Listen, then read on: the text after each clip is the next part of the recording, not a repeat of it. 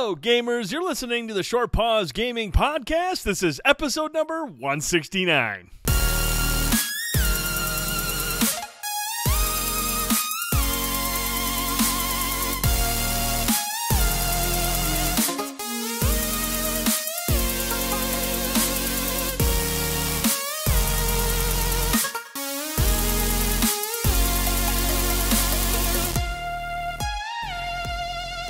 And welcome back to another edition of the Short Pause Gaming Podcast. I'm Brent Felsing, and joining me tonight, Frankie Ayler, Ben Boyce. Gentlemen, how are we doing this evening? Doing good. I'm not doing good. What's going on, Frankie? We went out to dinner, and whenever I ate, not agreeing with me at all. Ruh-roh. Yeah, it was bad. It was white knuckling on the highway, stopped at Target, ran in the bathroom, was in there for a half hour. Waddled to the electronics section because I was like, I should probably look at something while I'm here. I mean, you know. Right. So I'm trying to find an HDMI extension cord so that I can hook up the PS4 to the bedroom TV without having to, like, you know, pull the TV apart, get back there, plug it in, all that stuff every time I want to play in here. So anyways, got about 5 minutes into browsing, didn't see what I wanted, ran back in the bathroom, was in there for another half hour, and just got home and repeated the whole thing. So hopefully now we're in the clear. But wow, not fun. Well, I can tell you, I've experienced similar things, only mine never end well. I don't make it to the store. I don't make it to the restroom. I don't. It's just, yeah. I don't experience the happy endings that you experience. So be happy you made it, dude. Barely. It was a nightmare. Awesome, boys. You shit your pants lately? Well, this podcast has derailed quickly. So no, I haven't got it's been about 35 years since I've had to deal with that. But so yeah, I'm glad you came on the other side of that, man. Well, as you can tell, this is not a live version of the podcast. We didn't have a show last weekend. We're not going to have one this weekend, but we wanted to get something out to you guys and girls. There's a lot of stuff that's been going on between Gamescom and now. There's some big titles coming up, so we want to address those. But, yeah, last weekend, my grandmother fell ill. She's in the hospital right now. She's actually in hospice, so at some point in the near future, I'm going to get the call that none of us like to get about our grandmas and grandpas, but I just wasn't able to be here Saturday, and I apologize for that, and I'm happy that these guys were able to come together tonight so we can at least bring a show out to you viewers and listeners. So we really, really appreciate your support and understanding for us not having a live show last weekend. We won't have one this weekend due to the holiday, but we did record this show for you because we have some stuff to talk about. So we really appreciate your understanding with that. So, gentlemen, we have quite a few things to talk about. It's not going to be a terribly long show, but we do have something special for you. We have an interview with Mike O.K. from Breakfall Games, developers behind Pizza Titan Ultra, and we got him on this week. We're going to have the interview at the end of the show. Really cool guy, very enthusiastic. I think you guys and girls will really enjoy the interview. He provides a ton of great insight into the indie development scene. Can't wait for you to check that out. But first, Frankie, let's get into the Spotlight releases this week.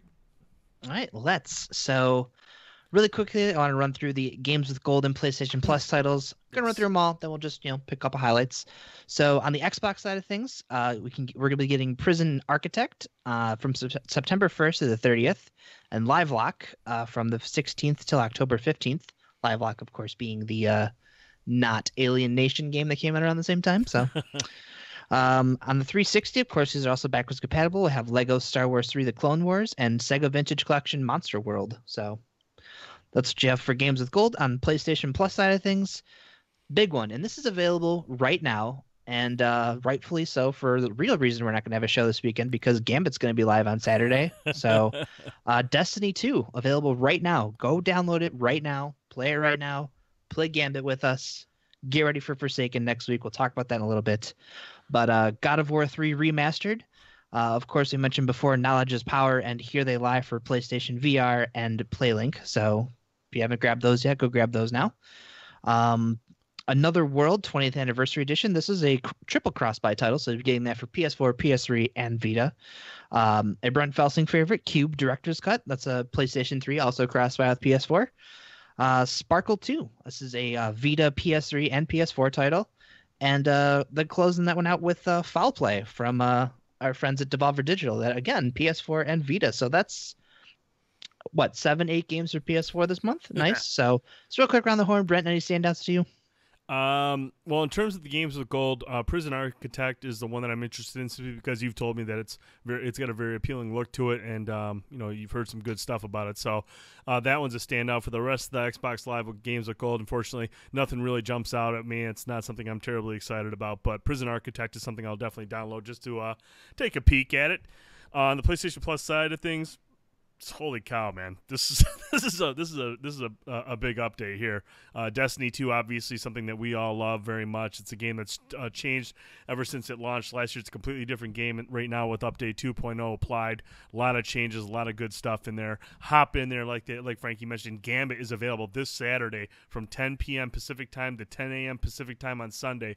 Hop in there, play it, check it out. I think this is actually a really good move with the marketing deal between PlayStation and Bungie and Activision with this, because this is going to this shows just how confident they are in Gambit. I think this is a smooth move, because you're going to get a lot of people who are not too sure about Destiny 2 since then, or maybe people that traded it in because it wasn't for them, but they're going to be able to jump back into it with all these changes and experience one of the most anticipated modes, if not the most anticipated mode that's dropping with Forsaken, and that's Gambit. And if you can hop in there and play that, and it's awesome, and all you got to do is pay $40 for Forsaken to have the full experience, that's a real nice move. That's a good move there. The other standout here is Cube Director's Cut, an awesome puzzle game. Absolutely love that game. Love the sequel. Definitely worth a look. Don't let that one slip under the radar. God of War 3 Remastered. Frankie, you and I know that game is incredible, and it's even better on PlayStation 4 with all the updates to it. It's a great-looking game, runs great, but overall plus titles are very, very strong this month. Boys? Yeah, for me, not too much that sticks out on the Xbox side of things. Not really interested in Prison Architect. Livelock seems like a game I'd be interested in, but I don't know. It just always struck me as kind of a generic twin stick shooter, and I know when it originally came out, it didn't necessarily light the world on fire for its reviews. So maybe Livelock would be something that I would want to get in there and actually try out. But like Brent mentioned, the PlayStation Plus lineup is spectacular this month. Maybe the best one we've ever seen. 8 PlayStation 4 games available for you if you own a PS4 in this lineup. Highlighted by Destiny 2 and God of War 3, which are 2 incredible video games. And what a lot of people don't realize with Destiny 2 is that all of the updates that Bungie makes to this game, those are available to everybody. So you don't have to have Forsaken. You don't have to have the expansions for the game to experience all the updates that they're making to this game. Mm-hmm. You can simply have Destiny 2, and you're going to log in and download update 2.0 and be playing the same version of the game that the rest of us are playing. Mm-hmm. So you're going to get the most updated version of Destiny 2, and you get access to Gambit this weekend for 24 hours, which is awesome. And you're going to get in there and you're going to play it. You'll be like, man, Gambit rocks. I want to go out and buy Forsaken now. So that's a great move having it available right now. Obviously, God of War 3 speaks for itself, and then just a wealth of independent titles in here that are very interesting. Another World, that's a classic game. Cube, Brent, we've talked about the game on the show multiple times. Foul Play, I've heard many, many good things about this title. Haven't had a chance to play that one yet, so I'm pretty excited that one's in the lineup. So just a spectacular lineup for PlayStation Plus overall. Just if you're a Plus fan, you got to be super thrilled about September's offerings. Yeah, I agree. That is a loaded list. Foul Play is the one down there that I haven't purchased yet, so really happy to see that in there. I've always been curious about it, so finally happy I'll be checking that one out. And like Brent mentioned, Prison Architect just looks like a lot of fun, which is the opposite of the Escapist for me. So I've always wanted to check that game out. Never had the time, so it'll be nice to have that option someday. Before we get into stuff that's coming out next week, since we're kind of in between weeks here, I want to touch on a couple things that came out last week. Brent, I want to start with you. This is one of the titles that you were probably one of the titles you're the most excited about for this fall, and that of course being Firewall Zero Hour for PlayStation VR. You've been playing a ton of that game, absorbing as much of it as you can. Talk to us, man. How you liking it so far? Going into the launch of this game, I talked to you guys multiple times on the podcast. I had a feeling that this game was going to be very crucial to VR in general, not just PlayStation VR, but very important for VR in general. And I've got about 4 or 5 hours played so far, and guys, this game is awesome. I mean, it is the VR game I've been waiting for. I mean, we've had some good experiences along the way. We had Farpoint. We've had what's the flying game again, boys? Eve. Valkyrie. Eve Valkyrie. Eve Valkyrie. You know, we've played some great games in VR that just really do a great job of conveying the sense of immersion and everything that we want out of VR. But having played Firewall Zero Hour, this is the game I've been waiting for. Guys, I sat down. Normally, I only play a VR game for like 45 minutes, hour tops. About as long as I can go before I either get fatigued or it's just time to move on to something else. I played this game for 3 hours last night. 3 hours, which is a long time for VR. And I absolutely love this game. It's a little rough around the edges. They need to work on some things, specifically the networking. There were a couple drops from host errors that popped up, and the length between matches is a little bit longer than I'm comfortable with, mainly because of the networking. So I think those two go hand in hand. But you know, in terms of like the depth, there's a ton of customization in this game, way more than I was anticipating from a VR game. Way more.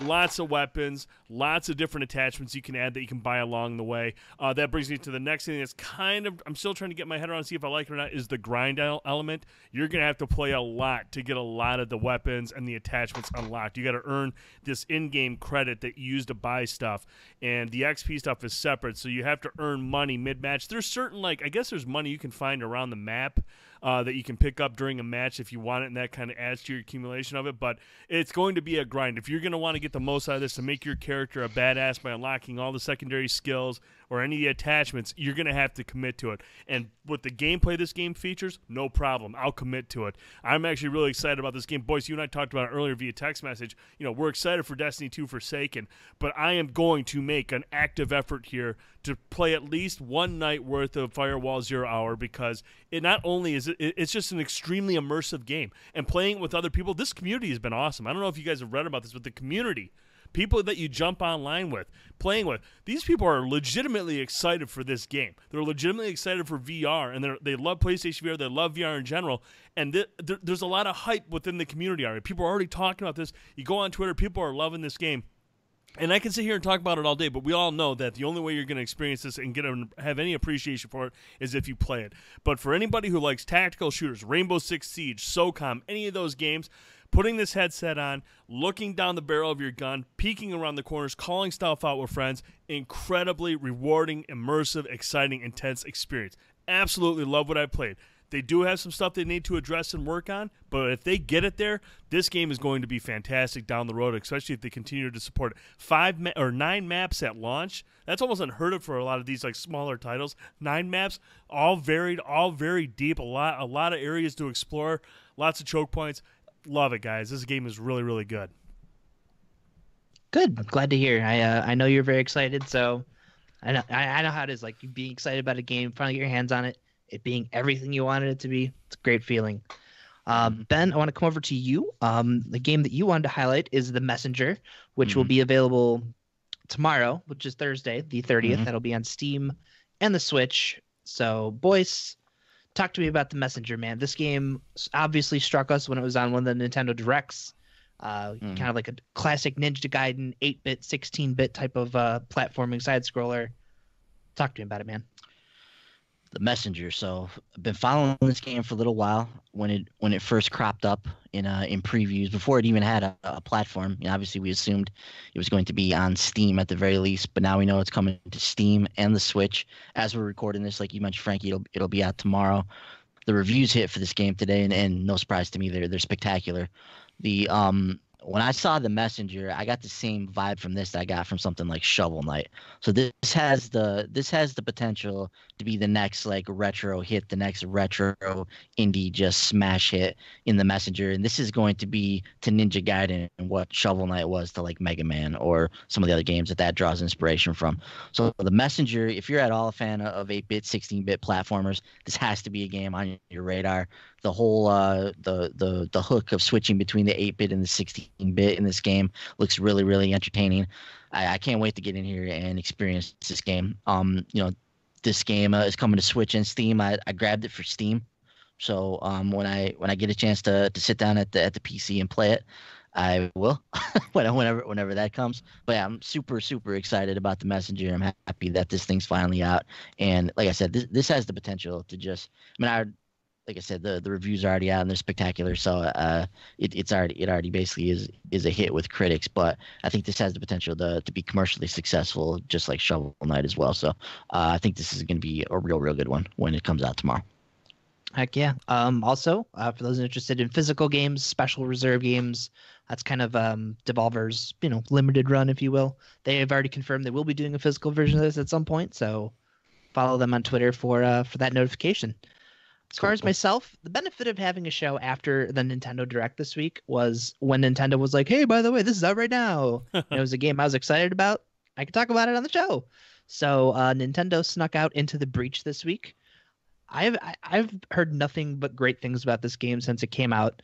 I picked up the soundtrack about a month ago, and it's been on my playlist ever since then. And the music in this game is fantastic. And it wasn't until I actually got to sit down and play the game that the music clicked. Like the setting in that game with the soundtrack is perfect.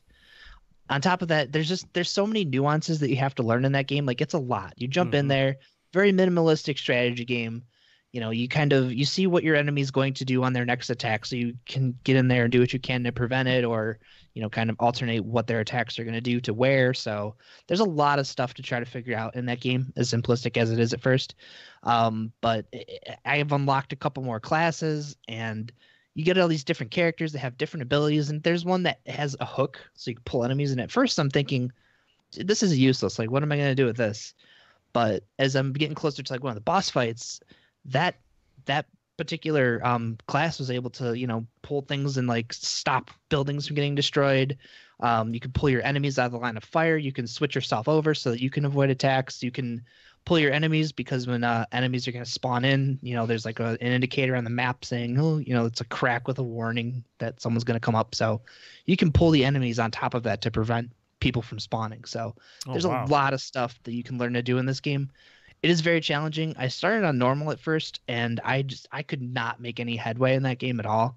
Got frustrated after about 2 hours, shut it off, and came back to it later on, dropped it down to easy. I'm like, all right, let me just figure out what I'm doing. So now that I have a better sense of the game, it's very rewarding, seeing that mission completed sign at the end.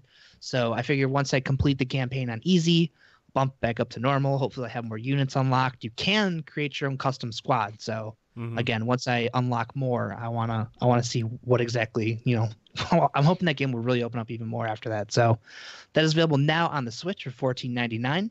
Also available on Steam, which I picked up there, hadn't played it there, so love the Switch. So as far as stuff coming out next week, obviously the big one here, it's hard to say. These are both very, very big games. But I want to start with Destiny Forsaken. So Update 2.0 is available now. Go download that now. I think it's 3 or 4 gigs. So stuff's, getting prepared for the events that are going to transpire come Tuesday at 10 in the morning? Noon? 1? I think it's 1 p.m. is when it's set to go live. Damn it, I'll be at work.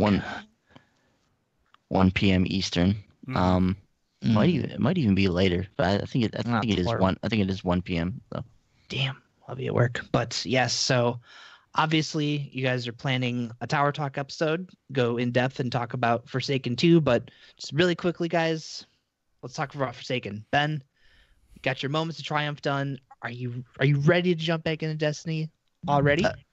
Yeah, I'm ready. I've never left, but I'm ready to get back into Forsaken now. You're a zombie, okay? I am a zombie. I did take last night off, so but yeah, dude.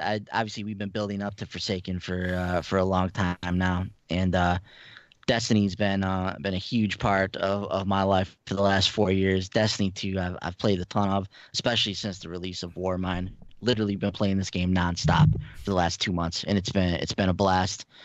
Like you said, just finished up the Moments of Triumph, which is always one of my favorite events that Destiny puts on. Came down to the last minute, like you guys mentioned. I was up till 6 in the morning, finishing the last things I needed to do prior to the event ending. But got it done, and got my emblem, so I'm cool. I feel good about myself now, so I can mosey on with my day now.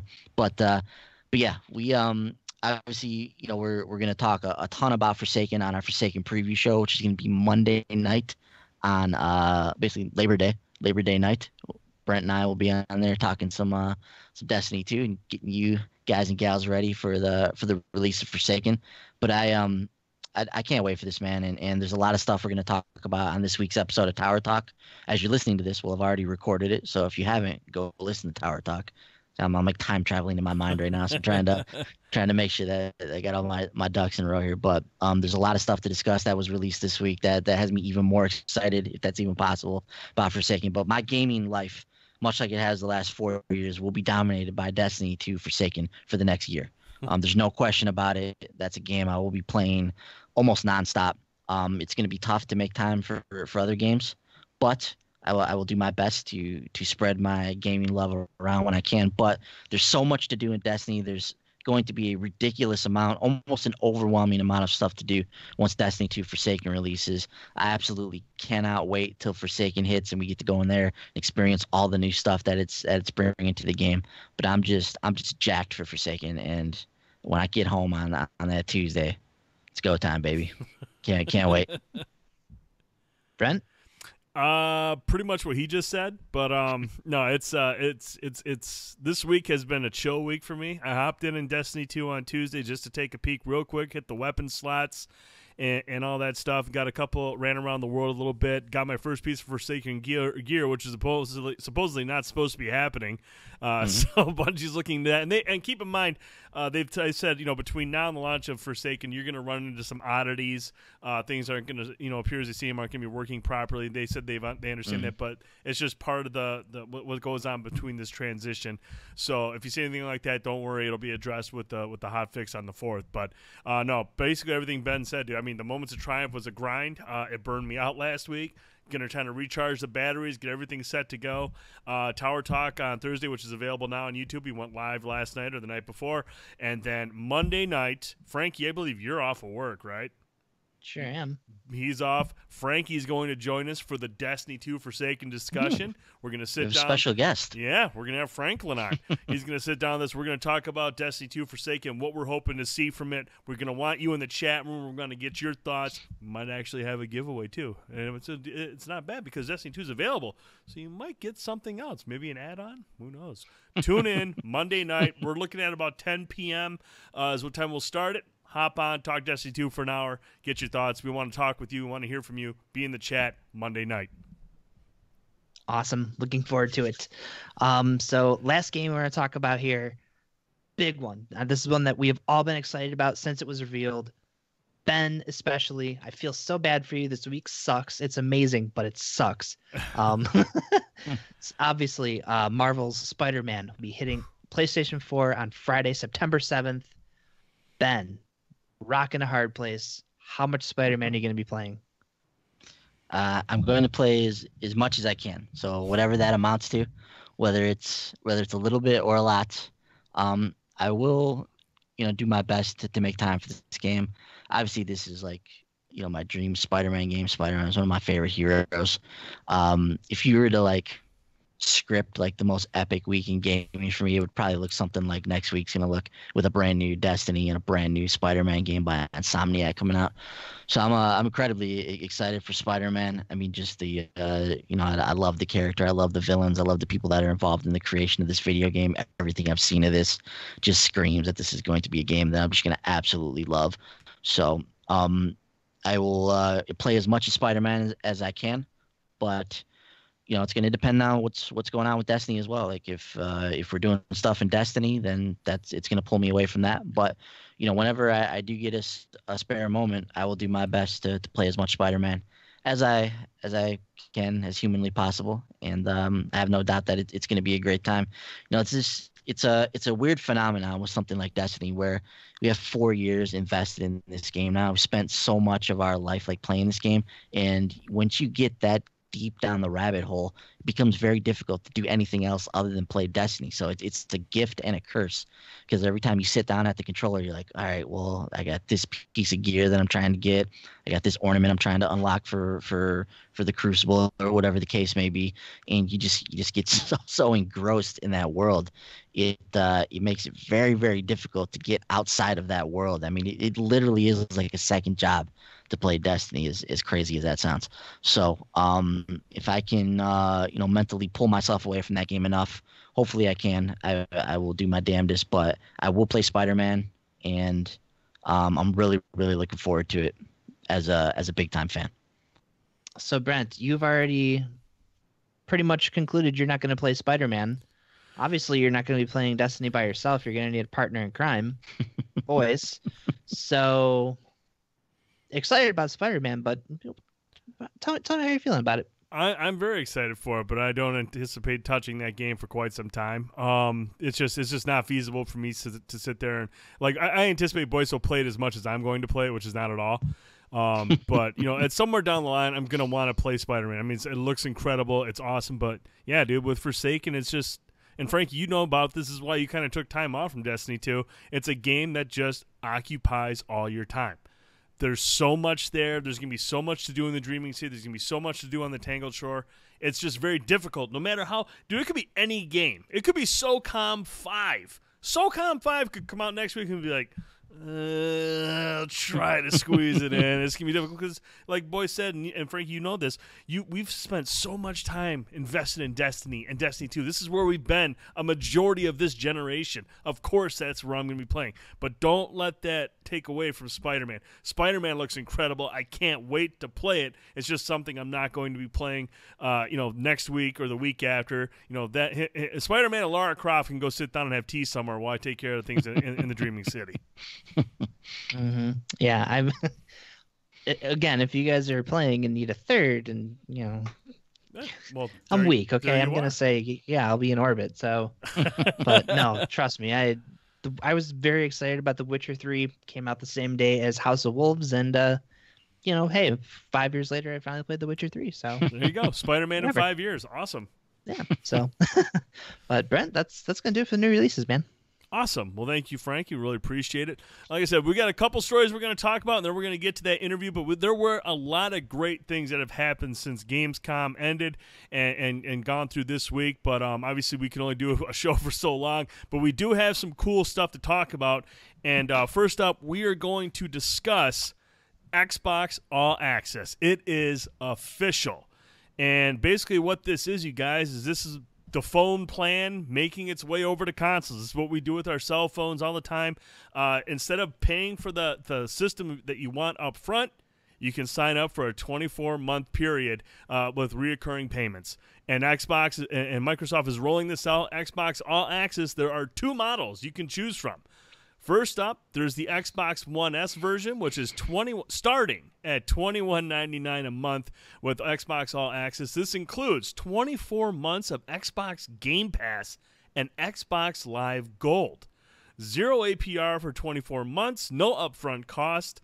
Save 20% with Xbox All Access, and this is powered. Both of these plans are powered by Dell Preferred Account. They're the ones that will be handling the financing.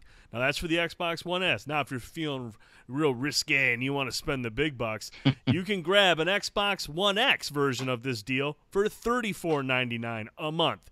Again, this includes 24 months of Xbox Game Pass and Xbox Live Gold. 0 APR for 24 months, no upfront costs. But, guys, this is what we talked about prior to, a couple months back. At some point, this has to be a feasible option. We're going to see what they do with cell phones coming over to consoles. Frankie, I want to come to you first. I want to get your thoughts on All Access and what your initial reaction to this was. I mean, for me, I just prefer to go out and spend the money day one for consoles, but I know that's not an option for everybody. So I think this is a great option for those who want to just get out there, get a console. Obviously, you have access to, Xbox, Live, so you're going to be getting games with gold. Game Pass has a lot of fantastic games in it.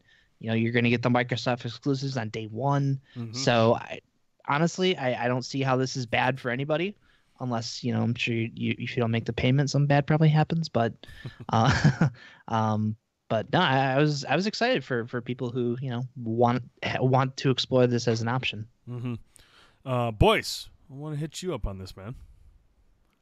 Brent, this is what we talked about way back when the rumors of these mid-generation refresh consoles were fresh in everybody's mind, and everybody was reporting on this mid-gen Xbox and this mid-gen PlayStation.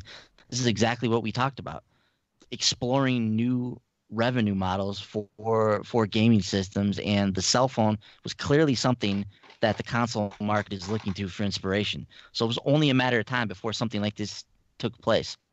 Now, this is a limited time thing, so we don't know right now. I think it's scheduled just to run for the rest of the year. Mm-hmm. So I'm sure Microsoft is going to be watching this very, very closely to see how well this does, to see how people enjoy this, to see if it's something that they can really get behind. And then I think from there, that'll determine whether or not they move forward with this full time. But I love this. I love the idea of Xbox All Access. I love the way that Microsoft is experimenting with this medium and looking at new ways to engage its customers or new ways to bring in revenue streams for its consoles. You know, doing stuff like this, or with Game Pass and Xbox Live, which is all included in here. Like they're doing some innovative things in the industry, and you know, I really respect that, and I respect the things that they're trying to do with this box. And you know, it's one of the, I think it's one of the things that you do as a console manufacturer when you're quote unquote in second place. Mm-hmm. Like this makes you go back to the drawing board and rethink things and take chances and do different things like that. So, you know, we saw the PlayStation 3 do that primarily from a software perspective the last generation when they were lagging behind the Xbox 360. In this generation, as Xbox One has paced behind the PS4 in terms of sales, they've looked at things from a more like hardware system perspective on how they can innovate in the industry and how they can, you know, make their box more appealing to customers through things like All Access and Game Pass and backwards compatibility and all that kind of stuff. So, you know, this is just something that's going to continue to expand the industry. You know, what this means moving forward, you know, does this move us closer to that idea of us getting a new console maybe every 2 years? Mm-hmm. Does this lead us closer to that idea? If this is successful, like I think that very much so Microsoft could look at, okay, how do we leverage the cell phone market into hardware even more? Like, how do we make a new console available like every 2 years? Like, it seems like Nvidia and you know, Radeon, these guys seem to put out new graphic stuff like every 2 years. So I think it's there. Like, if they want to go that route, like they could easily, I think, make a box every 2 years and put together something like Xbox All Access, or like AT&T does with AT&T Next.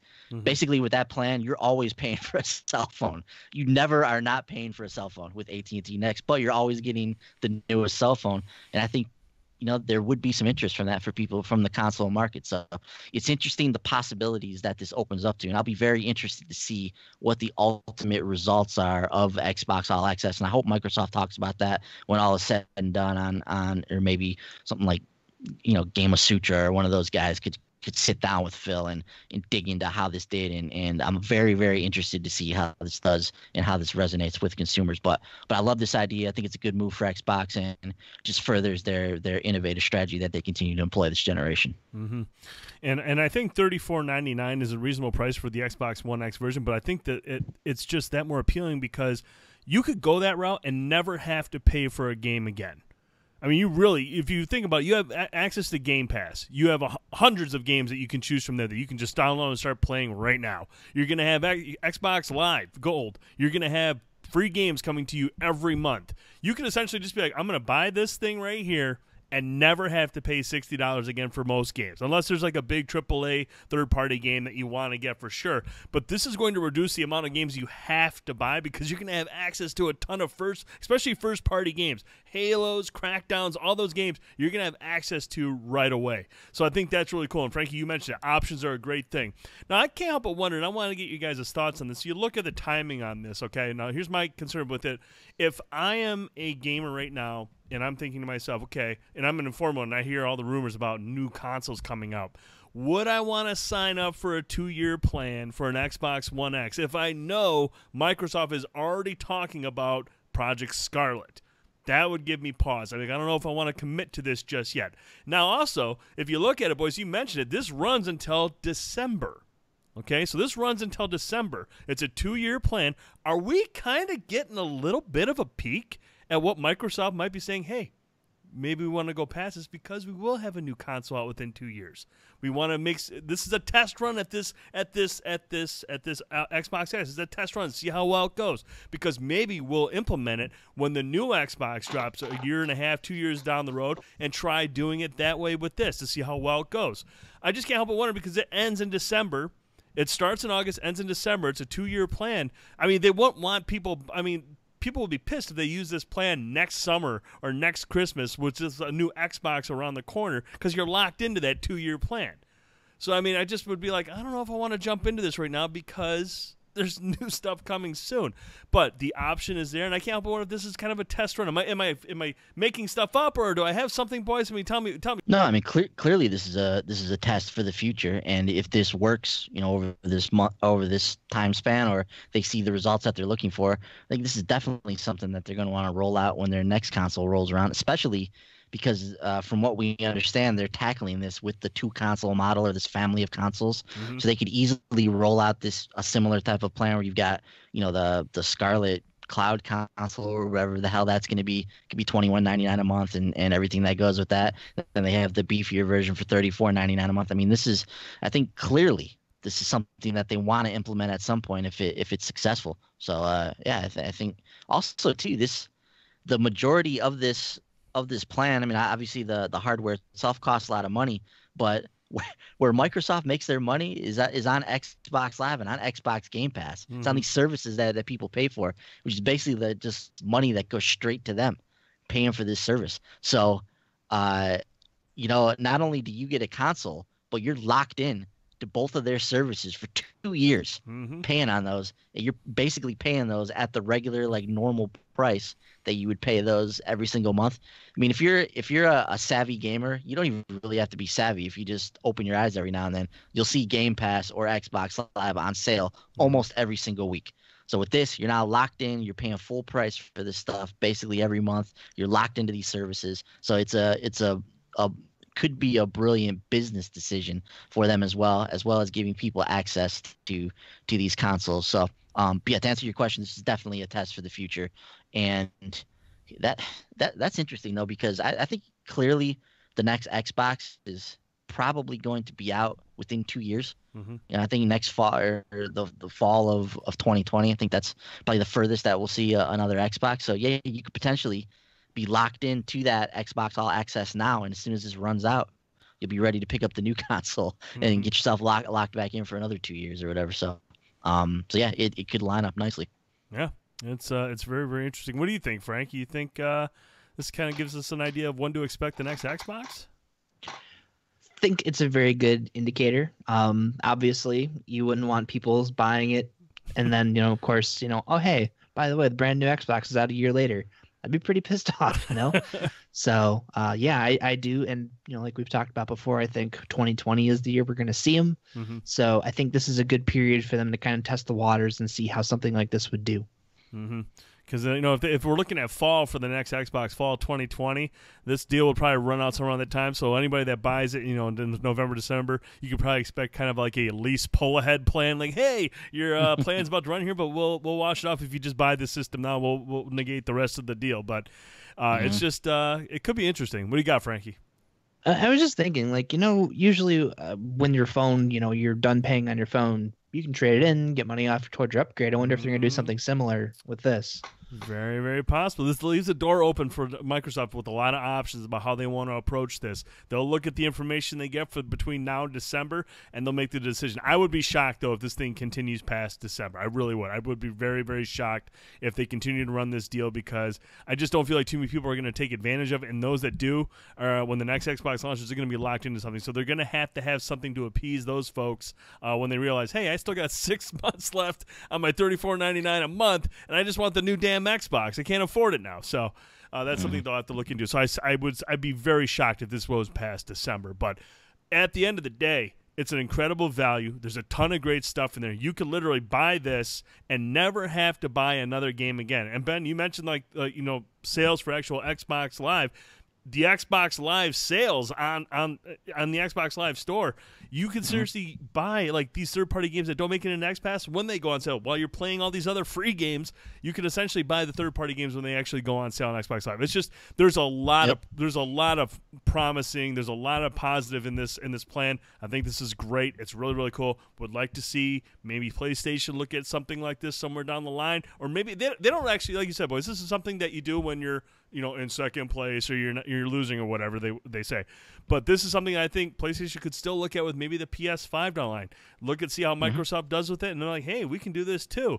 But I want to ask you boys, there's something we were talking about prior to the show, is there's one thing that kind of stands out, and that's the Dell preferred thing. I want to get your thoughts, man. Like, what do you think, like, I mean, last time I checked, and I've dealt with Dell Preferred when I got my laptop, they're very stringent. They're very strict about who they let just apply for. And with zero APR, I got to believe that this is going to be a very strict plan to get access to.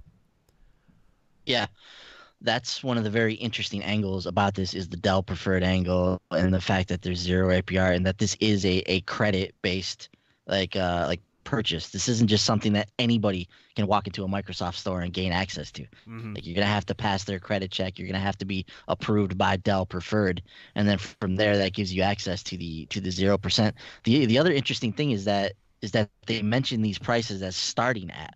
So starting at $21.99, starting at $34.99, and I'm not 100% clear on what they mean by starting at. Does this mean that there's going to be different bundles available for different lines of credit based on what Dell Preferred finds for you? So is the 0% only available to a certain select group that passes their whatever tier or threshold they're looking for?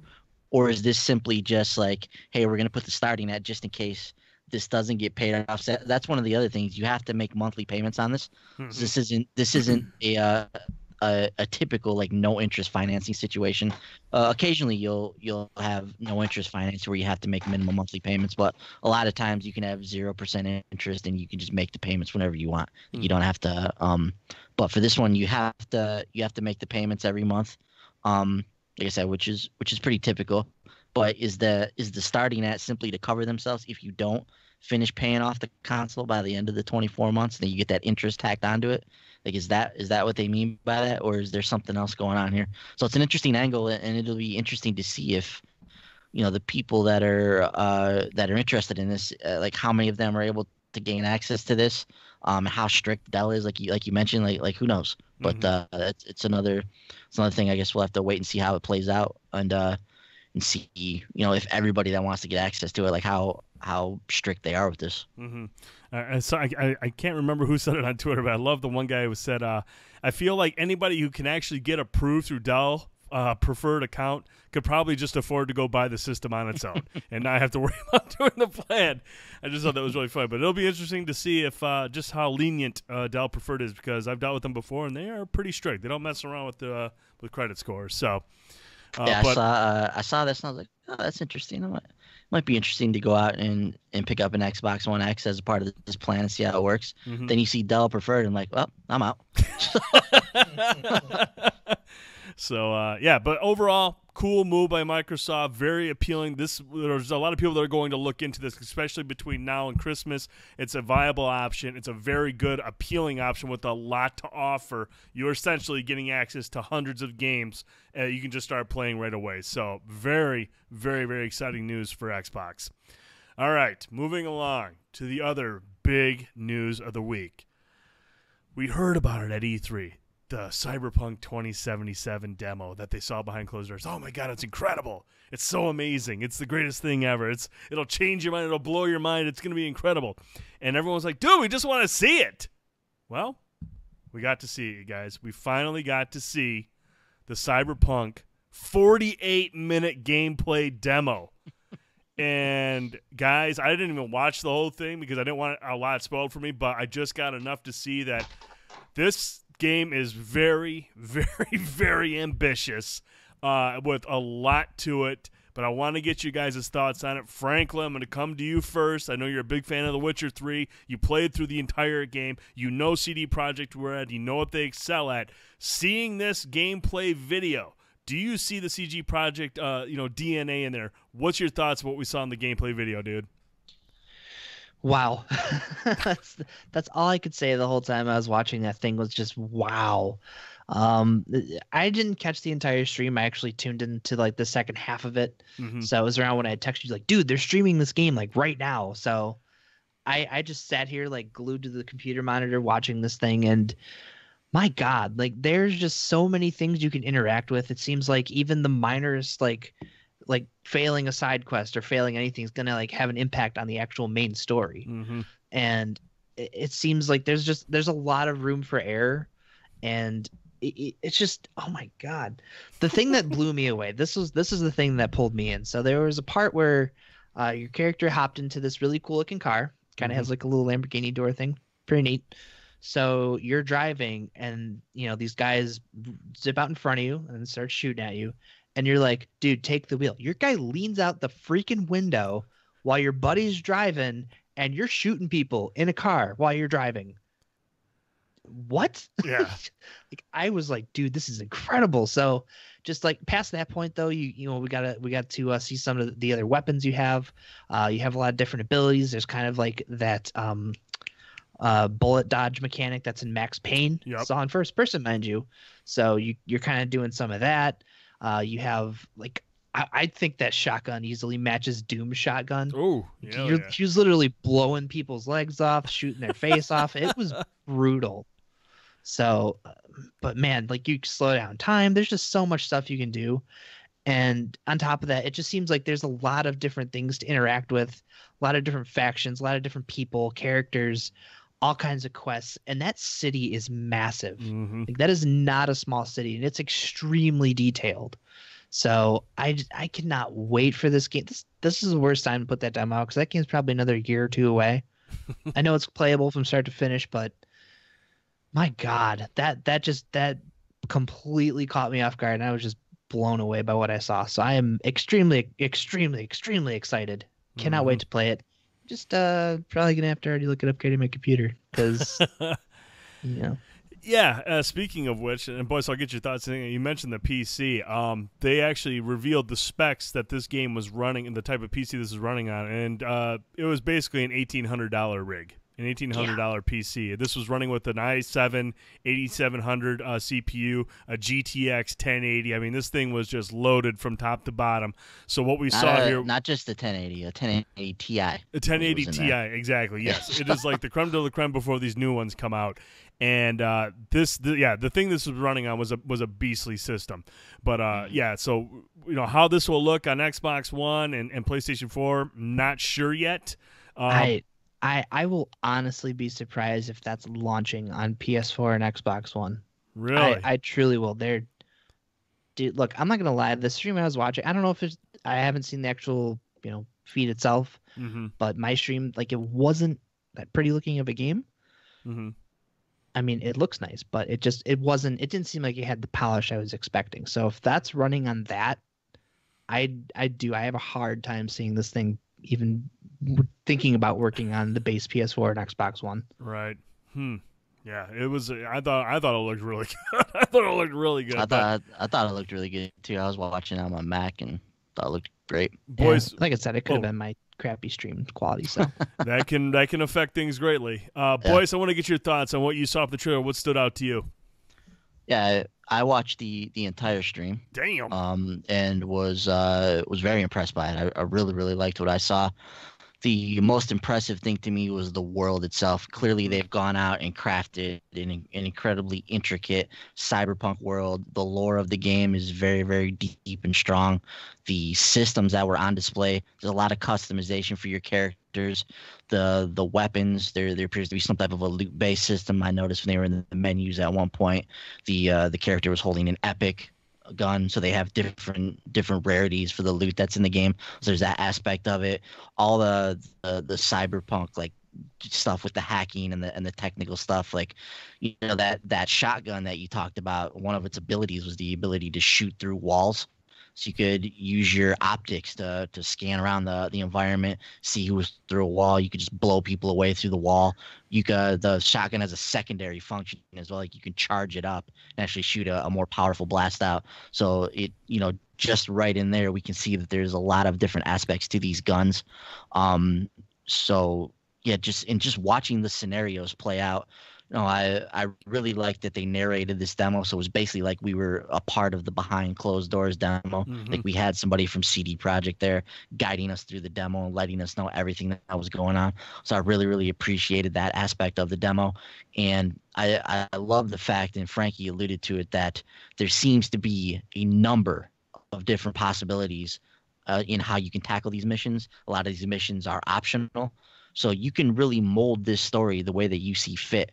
The the main mission that we watched in this gameplay demo, they tried to take the diplomatic approach.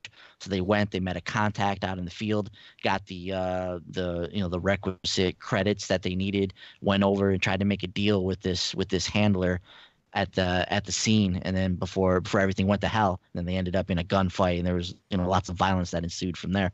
But there's different ways that you could approach that. The narrator came on after that scene and was like, well, what if we had did this, or what if we had did that? Like, how would this have turned out? How would this have changed? And how would this have affected the game? So it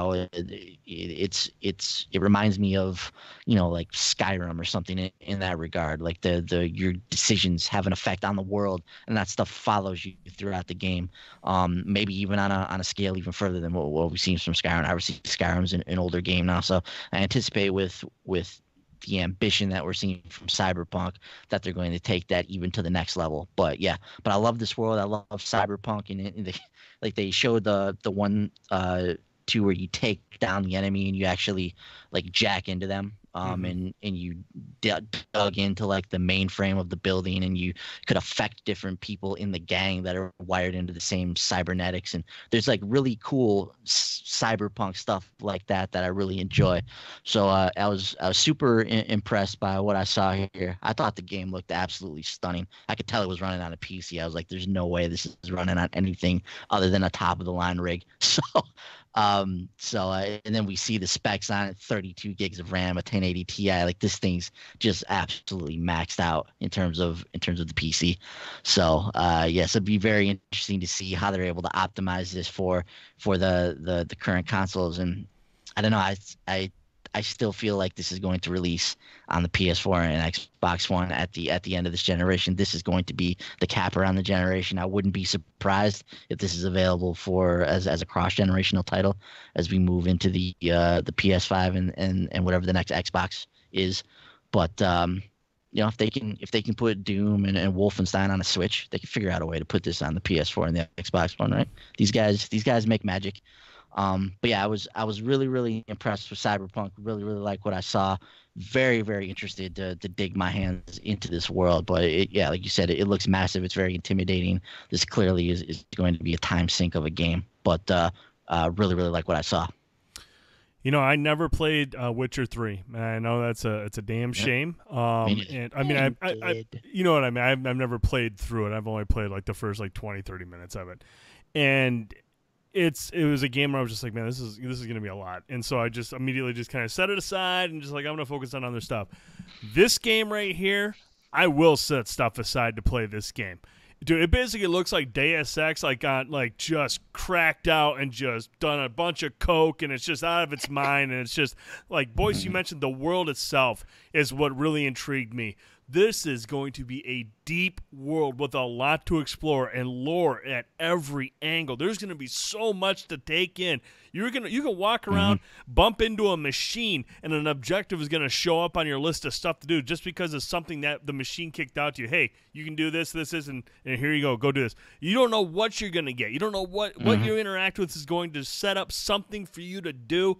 And the combat looked fantastic. You talk about that dodging and the slowing down of time. When she has that shotgun and she's bouncing back and forth and she aims at the dude's legs and blows them off in slow motion and then pops him in the head, his head explodes, you're just like, God dang, that's hot. I mean, it looked really, really good. This was a fantastic demo. Boys, I love how you mentioned the narrator. The guy was getting into it, telling you what's going on, why it's happening, all the other different ways you can approach situations. This is going to be a monstrous game. CD Projekt Red is out of their mind right now. This game looked epic, and I am excited for this. I didn't watch the whole trailer because I felt like 48 minutes is a really long gameplay demo, and I mean, I don't know how much they really got into in terms of the story. I'm sure they probably didn't throw a lot out there, but from what I saw early on, dude, I watched the first maybe 20 minutes, and I was like, okay, this looks amazing. So day one for me. Can't wait to hear more about it. If it does come to consoles, I hope it comes to next-gen stuff because I'm going to want to see this thing at its best in console form. I'm sure it'll be fun to play on PC, but you got to believe that a game like this with the achievements or the trophies, there's going to be a lot to achieve there, and so that's going to be the appealing part. But, yeah, I hope this thing hits next-gen consoles as well because it looks incredible.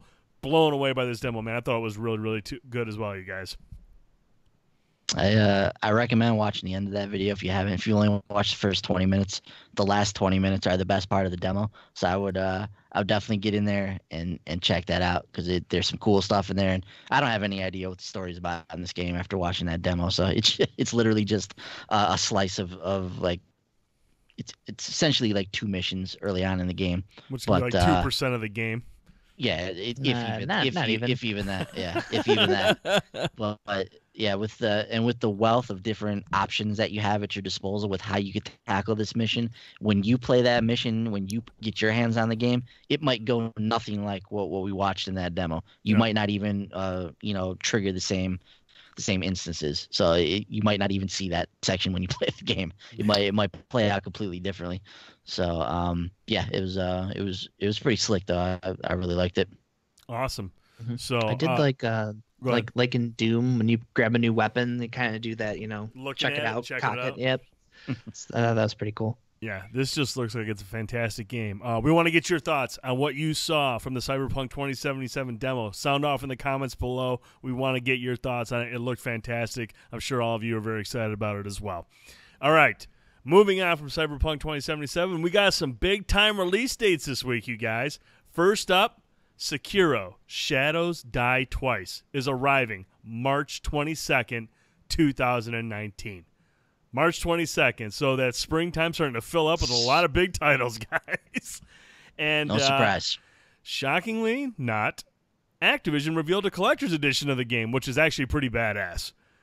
This collector's edition comes with a copy of the game, a 7-inch Shinobi Ninja statue, which seriously looks badass, a steelbook case that looks badass, a collectible art book that looks badass, a parchment map, digital soundtrack, and replica coins from the game. The collector's edition is available now for pre-order, and digital pre-orders are available as well. I'm pretty sure we all pre-ordered this, correct? That's correct. This game, this collector's edition is sexy. I want to get you guys' thoughts on it. Boys. Yeah, I think it looks great. It was a cheaper collector's edition. It was only, I think, $89.99. Yes. So I do question the quality of the statue. It looks cool in the picture, but I gotta imagine when this thing arrives, it's probably not going to be all that we're cracking it up to be. Oh no! It's just, why would this thing be $60 less than the typical collector's edition, or $100 less than what a typical collector's edition would run that has a statue that we would hope to have this kind of quality. So I do wonder about the quality of the statue, and maybe I'm off base on that. Maybe it's just smaller in scale than what we're typically used to seeing. I don't know what the size is on it. I don't know if it's a 10-inch or 7-inch, 8-inch or 7-inch. Okay, so it is a smaller statue. Mm-hmm. So that said, maybe it's a highly detailed 7-inch statue. So I mean, we could definitely get that. But yeah, I'm really interested in this game. It looks rad. Looks really rad. So I didn't mind putting down the pre-order for it. But like you said, I don't know how many more games I could cram into Q1 of 2019, but this has become a reoccurring theme throughout the last few years. The quarter one, it's the last 3 months before the end of the fiscal year. Like, everybody's trying to jam their games into there, get out of the fall into a less busy time of the year. But that's a total crock, because that time of year is even busier than the fall now, it seems. So there's just an embarrassing amount of games that are due to come out in Q1 of 2019, and I have no doubt that some of these games are going to slip out into Q2 and get out of that quarter. There's no question. Whether or not Sekiro is one of those, I don't know. But this game looks really cool. You're talking about the quality of the statue, and immediately I think about the Metal Gear Solid 5 hand. Oh God. Yeah, that was one. What was that one? That was $100. So, yeah, it was. That thing was. I remember when I took that out of the box, I was like, "What? Yep. Like, man, I would pay $89.99 for this instead of what we paid for." No, it was just. There you go. That thing was so cheap. Frankie, I know you remember getting burned on that as well. But what's your thoughts on the Sekiro Dies Twice collector's edition? Like Boyce mentioned, obviously it's a cheap. It's Activision and it's a cheap collector's edition, so there are definitely some concerns there. But I know for myself, they have the soundtrack in there. I care about that more than anything else. So I'm looking at, the statue's probably $10 in value to me anyways. So if it's a crappy statue, whatever, I got a soundtrack. So I dig it. Yeah, I think it's a cool looking collector's edition. I really like the steelbook. This was a no-brainer, especially at that price. I mean, hopefully the statue is just decent. Hopefully it can at least just stand up. If it's one of these statues that's just all wobbly and it's going to break easily, then I'll be disappointed. But just give me something that I can stand up and not worry about it. So I'm just picturing it being just like an action figure. It's basically what it's going to be. Right. It's not going to have any heft to it. It's just going to be something that if a wind blows, it's going to knock it off the shelf and break it. So, or if the kids get a hold of it, it's going to be the Metal Gear arm, but they're going to repaint it to match his arm, and that's just how it's going to be. It's not actually that statue. I hope not. And Boyce, you mentioned games filling up in March. Hey, I got another one for you, dude. Devil May Cry 5 releases 2 weeks earlier on March 8th, 2019. How about that, Frankie? March 8th. You know what's in between those two? What's in between that? The Division 2. Of course it is. Where else would it go?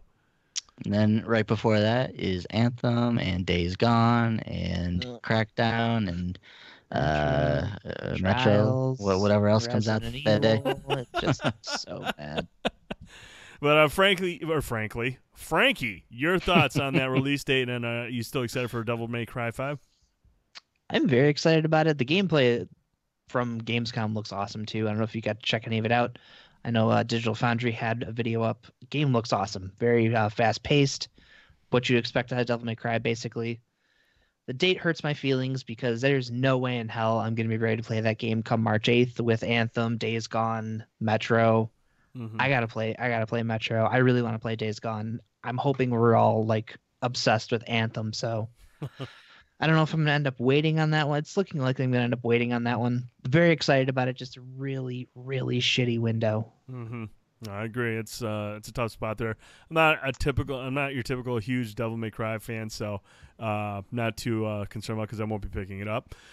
Boys, see, Brent, that's the nice thing about being a Destiny fan, though. It's like I don't really have to buy any more games. That's true. I just kind of play that. Just kind of play that one. So, there's all these cool games coming out. I'm like, yeah, that's cool. Maybe I'll just pick it up when it's on sale. Yeah. I'll be playing the Armory or whatever. We'll be in the middle of the Black Armory. Yeah, Black Armory. But boys, your thoughts on Devil May Cry 5? Any interest in picking that up? I love the Devil May Cry series. I think those games are super cool. Character action games I'm just fascinated with in general. I have never really sat down and fully played through one, but I've always respected them. Always thought they were really fun. So I think Devil May Cry 5 is a really exciting game. I think it looks absolutely awesome. It's gonna run at 60 frames, and it's gonna be just a sight to behold, I'm sure. But it's like, okay, but we're gonna be playing Destiny. Maybe we try out Anthem. Maybe we try out the Division during this time. So there's just really no time to play this game. So it is what it is. I agree. And then to complete the trifecta, somebody finally gets it. Somebody gets it. Shenmue 3 says, hey, you know what? Screw you guys in your quarter 1 and 2. We're coming out right before the fall rush, August 27th, 2019. Boys, are you shocked by this date? No, we got I think it was a Kickstarter email just before Gamescom, and they were like, hey, we've got an announcement there. And I'm like, all right, this has to be the release date. We know the PC specs now. We've things were lining up. We were filling out backer surveys and that kind of stuff. So it was lining up that we were getting towards like the end game for Shenmue 3. Mm-hmm. So we now have a release date. It's a year from now. So I obviously we knew it was coming out in 2019. I didn't think it was going to be super early. Maybe didn't think it was going to be as late as August 2019. But they're going to have an opportunity where if they release this like earlier in the month or stay away from the fall rush, like they're going to have the ability, I think, to capture some people that may not have given this one a look outside of like the hardcore Shenmue fans once August hits. So if they can get this released during a window when all the other AAA companies are gearing up for the fall, I think they're going to have an opportunity to get through to some people here. So I think this is a good launch date for this game. Obviously, there's a lot of people incredibly excited about Shenmue 3. But once you get past like that initial wave of like the hardcore fans, this release date is going to allow them to maybe pull in a few other people who can join these other people and buy into the hype. Mm-hmm. Franklin, where are you at on Shenmue 3? I've never played through a Shenmue game yet. I did buy the collection, but I backed it, so I'll be excited when that package shows up. I'll probably forget about it, but Yeah, I backed it as well. yeah. So that'll show up someday, and I'll be like, oh yeah, this. But I don't know. I've always been told that Yakuza is kind of like the spiritual successor to Shenmue, so I'm hoping going back, like, okay, yeah, I love Shenmue. This is great. So we'll see though. One of these days, I'll finally play them. You guys talk about forgetting stuff. I had a voice moment this week. Hit me on Monday when I got an email from Amazon saying, hey, your Yakuza Kiwami or Yakuza 2 game is on its way. I completely forgot about it. Forgot I had it pre-ordered. Nice collector's, or it's a nice steelbook, so I'm happy with it. But yeah, had a voice moment, got the email, I was like, oh crap. Sweet. Just lost, just deducted, completely forgot about it. So awesome. That's what happens when you get old, man. Just start ordering stuff, forgetting about it. Just shows up on the doorstep. It's all right. At least you saw Amazon Prime discount, right? It did, and which is now, rest in peace, Amazon Prime discount, all gone. So, yep, that's it. So last one is Best Buy, and that runs out in October? Or no, it's done now. It depends on when you last re-upped for it, right? Yeah. Yeah, I think mine. Yeah, I think mine goes to the end of the year. I hate Frankie the most through June. I'm nice. I'm done in October, so I'm just grabbing anything that pops. I'm like, grab it, get it now while I can. So and just think if you could have been the guy that slid in there and signed up for that like days before they announced they were ending it, like, you're good for the next 2 years. That's such garbage. Anyways, I'm gonna get pissed about that. That was my key to being able to buy so many games was Gamer Club Unlocked. Like, cool, I'll get my discounts. I'm good to go. Especially the collector's editions really helped with those. Oh hell yeah! Being able to get like $50, sometimes $100 off these things with the discount was huge. Man, just making it tougher for gamers. All right, moving on. We got a new announcement from the developer of the Until Dawn, Supermassive, and they introduced the Dark Pictures Anthology, a horror anthology that'll be arriving on PlayStation 4, Xbox One, and PC in 2019. And this is from the PlayStation blog post, kind of gives you an idea of what it is. But the Dark Pictures I want to say analogy. The Dark Pictures Anthology. Phonics. Yeah, it didn't work for me. A series of standalone cinematic branching horror games. The first in the series is called Men of Medan and is launching in 2019. The story of Men of Medan starts off on a dive boat in the South Pacific with a rumored World War II wreck to find and plenty of on-deck partying to be had. Our group of 4 young Americans and their skipper Fliss get ready for what should be the trip of a lifetime, but it doesn't go quite as planned. Never does in a Supermassive game. As the day unfolds and storms roll in, they find themselves trapped on a boat on board a ghost ship. Subjected to unimaginable stress and terror, they must find a way to escape the ship and its sinister history. Men of Medan, like all the games in the Dark Pictures Anthology, is hugely replayable. In fact, there is more branching in Men of Medan than any of our previous games. There are multiple endings and multiple scenarios based on the decisions you make in this game.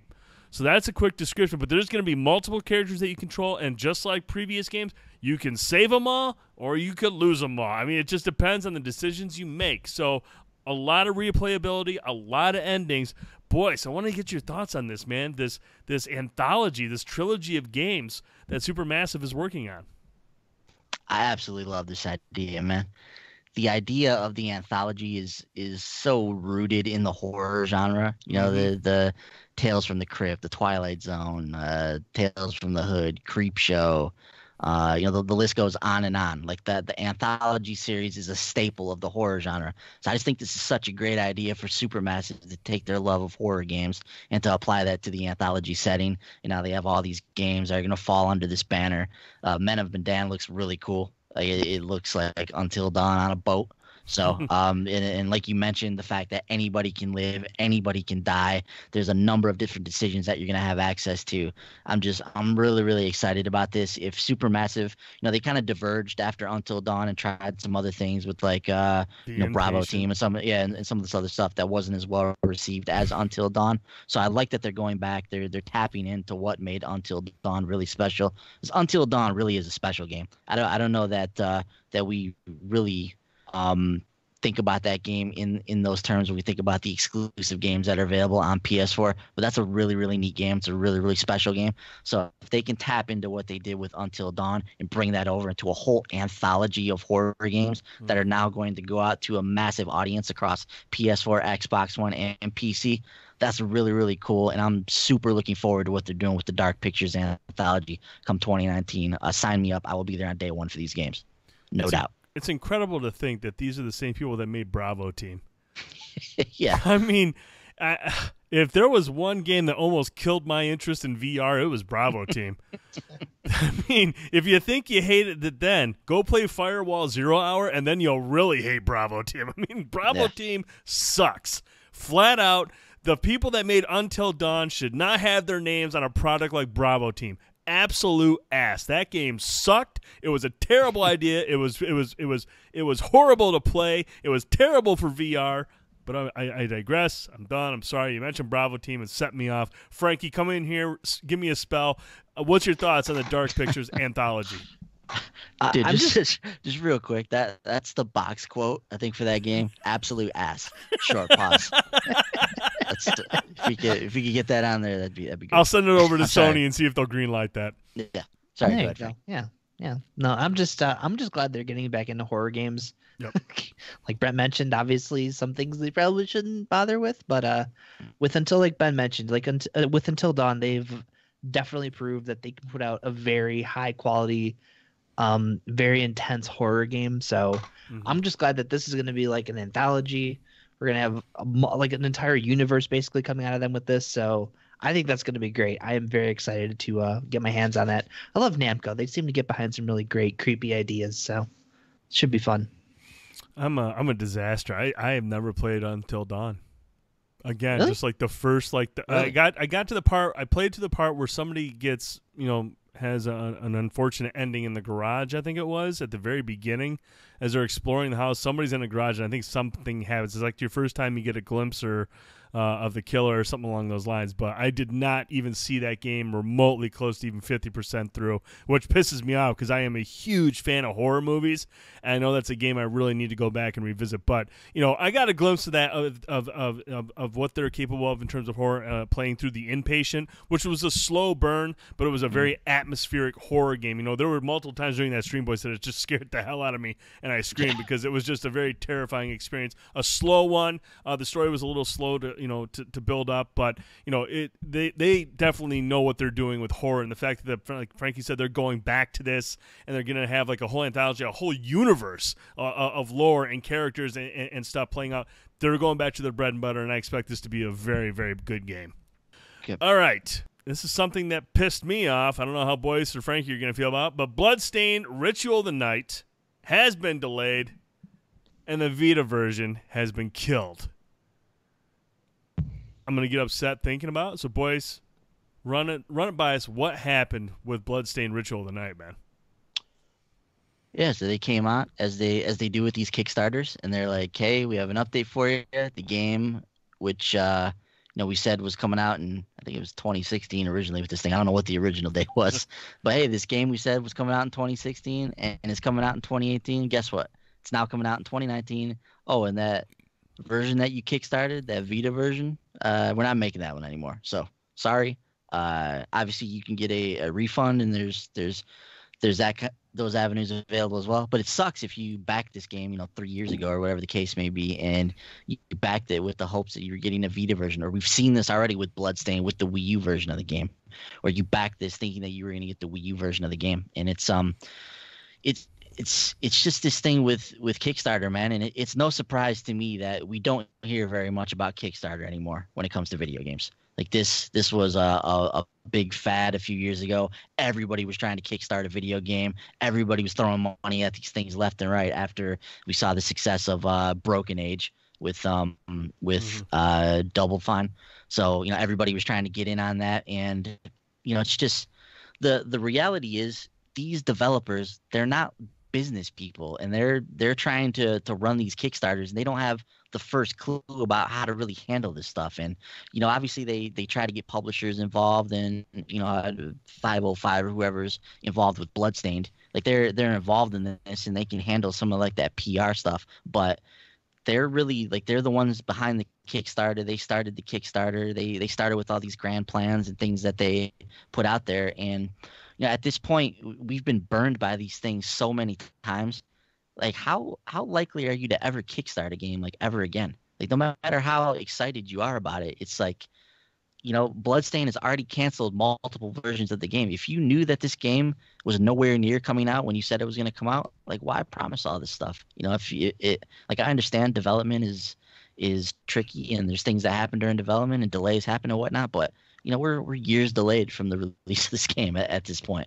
So it's unfortunate. And I feel bad for somebody like Thunder Lotus, who has successfully kickstarted two really good video games. They've done it in a great way. And I was really happy to be a part of the Sundered Kickstarter.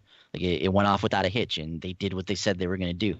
So it puts a bad rap on people like them. And, when they want to make their next game, I think they're going to have a really hard sell trying to do that via Kickstarter again. Mm-hmm. So I hope that the funds that they were able to get from Jotun and from Sundered allows them to just make their next game without having to resort to Kickstarter. So I think we're just at the point now where people are just fed up with Kickstarter. They don't want to Kickstarter video games anymore. And I think it's because of stuff like this.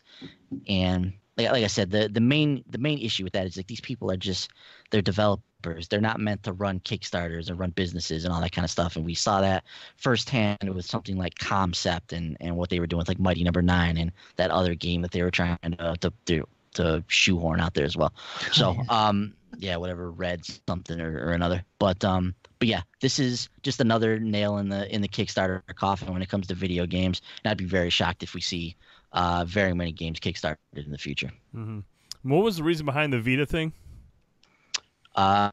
Because the quote unquote production of it has ended, or they're not able to. It was some BS about the physical carts, which, from what we understand, are still going to be available for quite a bit of time. And I think it just came down to the fact that they're like, well, when we originally wanted to release this, the Vita was this and that a few years ago. Now we're not going to release this game anywhere close to the date that we said we were. The Vita is in its twilight. We don't want to release it anymore, even though everybody that buys Vita games buys them digitally. But hey, whatever.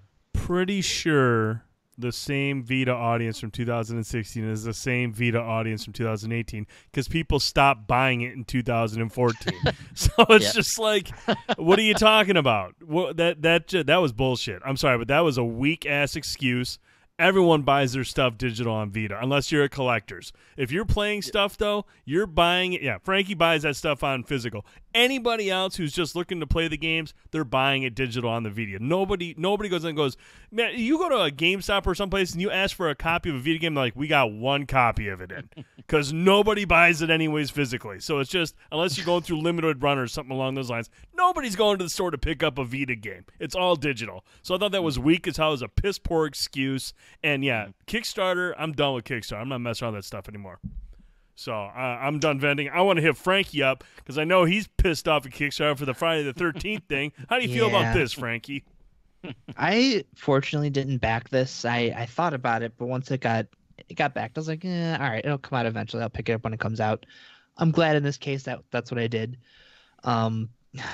Dude, Friday the 13th still pisses me off. They have some cool looking collector's edition coming out, I think next month. Mm-hmm. Same price I backed the game for. You get a Jason mask, you get all kinds of cool shit. You know what I got? I got the $40 copy of the game that I spent $70 on. I got a cool exclusive Kickstarter sleeve that was some low quality piece of crap. So, but just think though, dude, that game wouldn't exist if you hadn't put that money down. I sure as hell wish I hadn't, because that game sucks. God, we played it that one time. That's it. I deleted it. I was like, why the hell did I do this? But as long as Thunder Lotus still wants to put stuff up, I will back developers that have always delivered. Thunder Lotus has always delivered, so anytime they put something up, I'll be there. Same with who are the Shenmue people? Or not Shenmue, Shantae.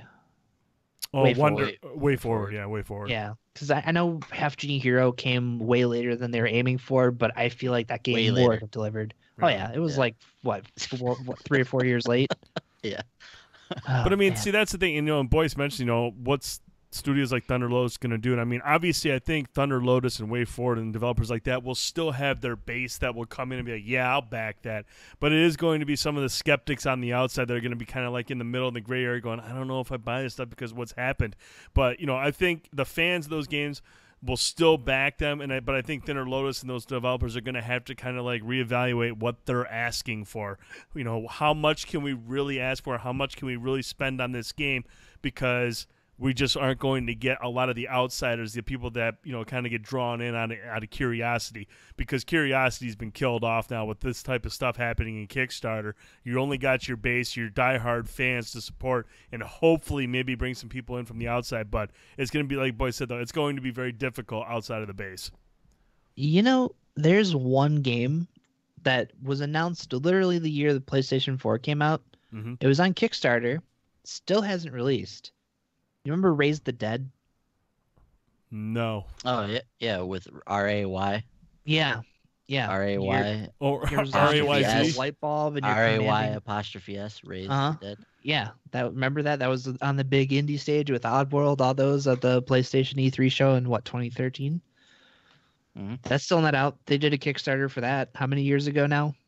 I don't even think it has a release date. Like they've been updates like maybe every 6 months. I remember seeing that in the PlayStation Store.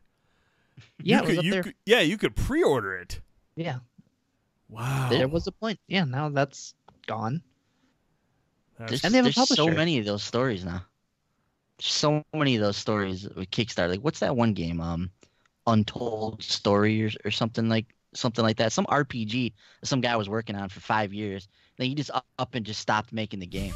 He just put out a post. He was like, "Yeah, I can't do this anymore, and I don't have the support I thought I would." Yada yada yada. But basically, a bunch of people gave him money, and they're probably never going to see that money again. And the guy just quit and was like, "Yeah, I'm just going to go do something else now."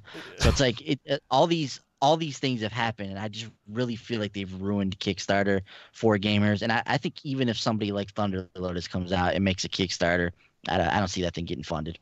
Right. I just think people are done with it. Yeah. Who was that their developer, like Ant Simulator or something, where they like blew all the money on like hookers and booze? Yeah, it was one of them. It was something like that. I do remember that story, just buying hookers and booze.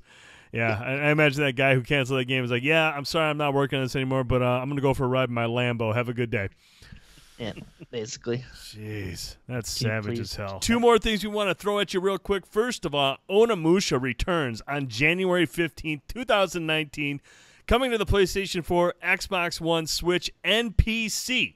This is the first Onimusha. It's getting remastered. Boys, your thoughts on this? This is another one of those games, Brent, when Capcom was talking about going into their stable and remastering their games. There were a few games that came to my mind: Mega Man X, Little Nemo the Dream Master, and Onimusha. Like, Onimusha is a game I absolutely loved on the PlayStation 2. Pumped that thing's coming back now. There's so many like awesome samurai games that are coming out now, so it's kind of it might get lost in the shuffle a little bit, but this game's nostalgic. I had a lot of fun with this one on the PlayStation 2. It was a very interesting samurai diversion from the Resident Evil series. So I really, really loved Onimusha. Excited that this comes back. Hopefully this leads to further remasters of the other games in the series. But yeah, this is another one of those games that's coming out at the beginning of 2019, so it's going to have a little bit of a cushion before some of these other games start rolling out. But yeah, I'm excited that Onimusha is coming back. I love this series. Isn't that Capcom? Yeah, it's Capcom. All right, so Capcom has Onimusha, Resident Evil 2, and Devil May Cry 5 over the course of like 6 weeks. Yep, getting that fiscal year, baby. making those investors happy. Making it rain in that fiscal year. Yep. All right. Now, Frankie, we're going to talk about one thing that you're excited about. We saw Streets of Rage 4 has been announced. Talk to me, dude. We just saw a couple very short gameplay snippets, but this is being handled by Lizard Cube, the guys who handled Wonder Boy. Oh boy, So okay. that alone has me excited. They did a fantastic job with Wonder Boy, so I know they're going to do Streets of Rage justice, bringing that thing back. God, I love Streets of Rage 2. That is like that is the Sega game that anytime we go to the video store to rent games, it was always that and one of the Mortal Kombat. So that's all I ever rented. So big Streets of Rage fan. I was super excited to see that announced because that just came out of nowhere. I was not expecting that. And then an hour later was the Cyberpunk demo. So that was a good Monday. That Good way to was a start real a good vacation. day. That was a real good day. I love side-scrolling beat 'em ups. I was always a Final Fight guy because I was always more of a Super Nintendo kid than a Genesis kid. But yeah, I was super excited about Streets of Rage 4 too. I love the look of it. It takes like a cel-shaded animation style approach to the graphics. The game looks really fun. I'm definitely gonna be picking this up as well. Oh yeah. I am really excited for you guys. Thanks. Super excited. Really excited. You know what I'm really excited about, though, is our interview with Mike O.K. from Breakfall Games. We got him right here, right now. Enjoy, and we'll be right back.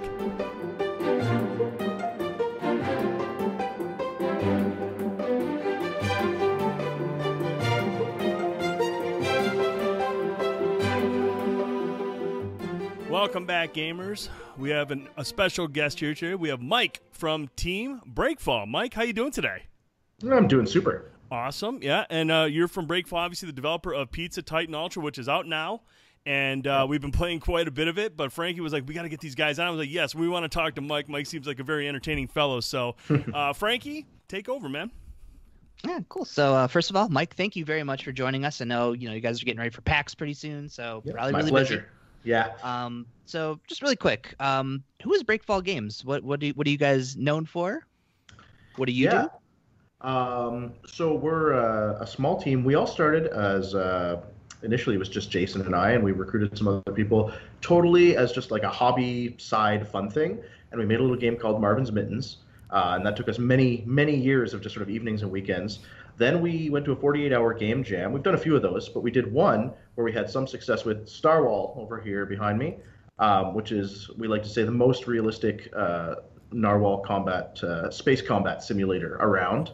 And that kind of took off, and that did really well. So we said, you know what, let's have a go of this. And we got some people working full time, and we managed to get some sweet grant money and kind of level up a bit. And we brought on a bunch of artists and programmers and other cool people we know and make Pizza Titan Ultra, which was a big game for us to attempt.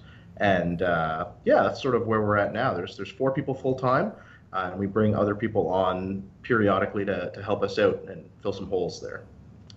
So I personally, I wear a few hats. So for Pizza Titan Ultra, I did most of the level design, most of the writing, and all the sound design and soundtrack. So quite a bit of stuff there. And it was an awesome game to work on. I loved getting to really use everything I've learned over some years in game development, just putting together this crazy, fun, insane thing. Yeah, for sure. So I have to ask, like, how did Pizza Titan Ultra come together? Like, where did the foundations of this start? Like, how did you guys create like this ridiculous idea of having a pizzeria in a 10-foot store in a 10-story mech, running around making deliveries with people who are okay having their walls punched in? Yeah, all of that. It sure is a concept, and people ask what we were doing, what we were on. It was a fairly organic process where we started out with actually a pretty different game. We were making something about satellite repair. It was going to have some of the signature Breakfall personality, but it wasn't as relatable as we wanted it to be. So we had some people on the team pitching like, let's do something grounded, something down to earth. Like look at Crazy Taxi, Paperboy, something where we see it every day. And then other people on the team, and I mean, I was maybe more in this camp of like, I want lasers and giant robots this time, guys. Like, I just want crazy action. It has to have action rolls. It has to have explosions. Like, let's do something just insane, in the vein of like crazy action things we like.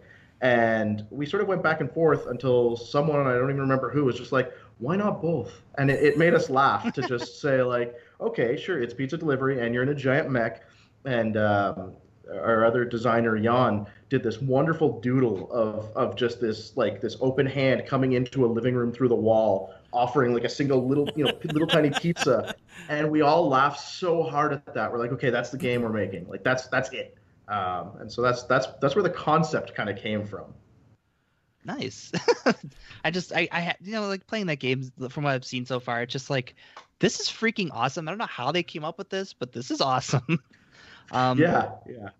But with the history of games developed in just 48 hours, via the game jam sessions, how has the team adapted to having like a longer period of time to develop games like Starwall and Pizza Titan Ultra? Yeah, it was really different, and there were some.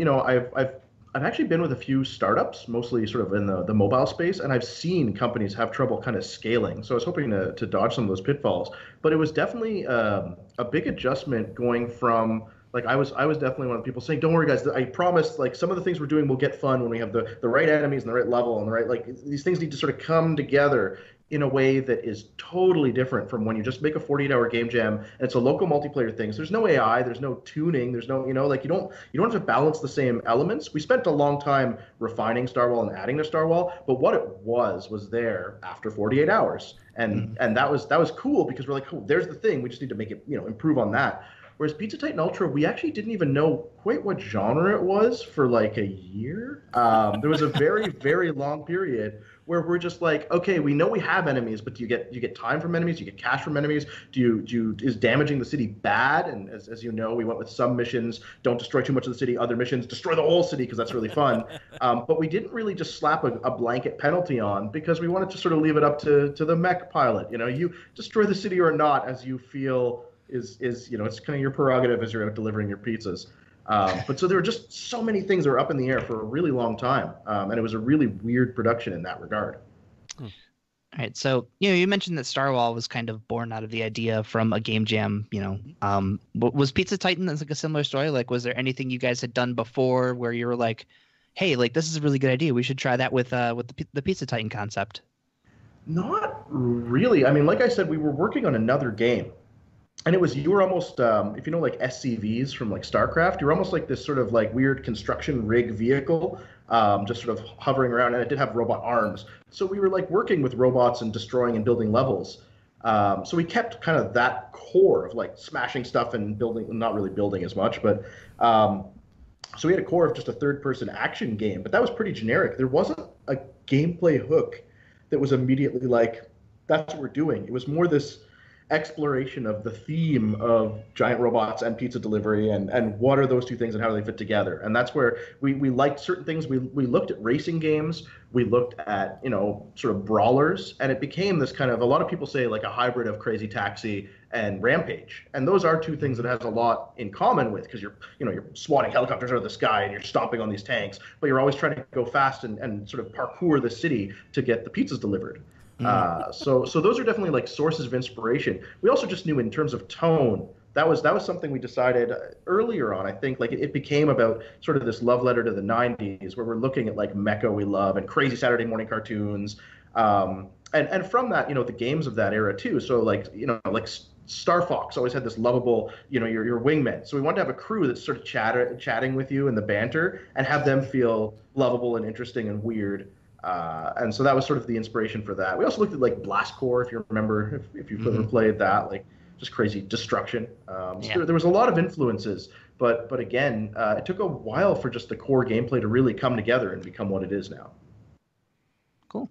I like it. Now, Mike, you mentioned, you guys are a rather small team that, everybody wears many hats during development. And you mentioned that you worked on the music. Now, I got to ask you, dude, this theme song. How did this theme song come together? This theme song is awesome.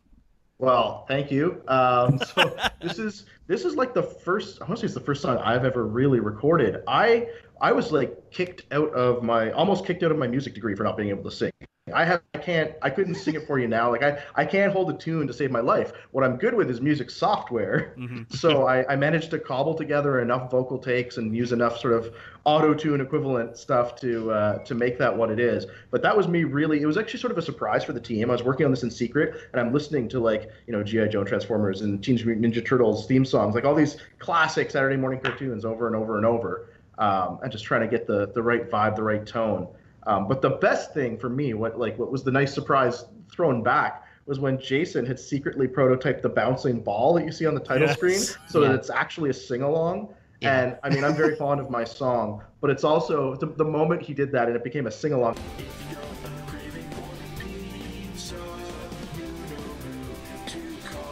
that is what next levels this, like brings it all together. It's so absurd. But, yeah. It's hilarious, and it's a great theme song. And you mentioned software. Like, I've always been curious, what does it take, for these smaller developers? If it's just one person that's making music, what software do you recommend to people kind of starting off?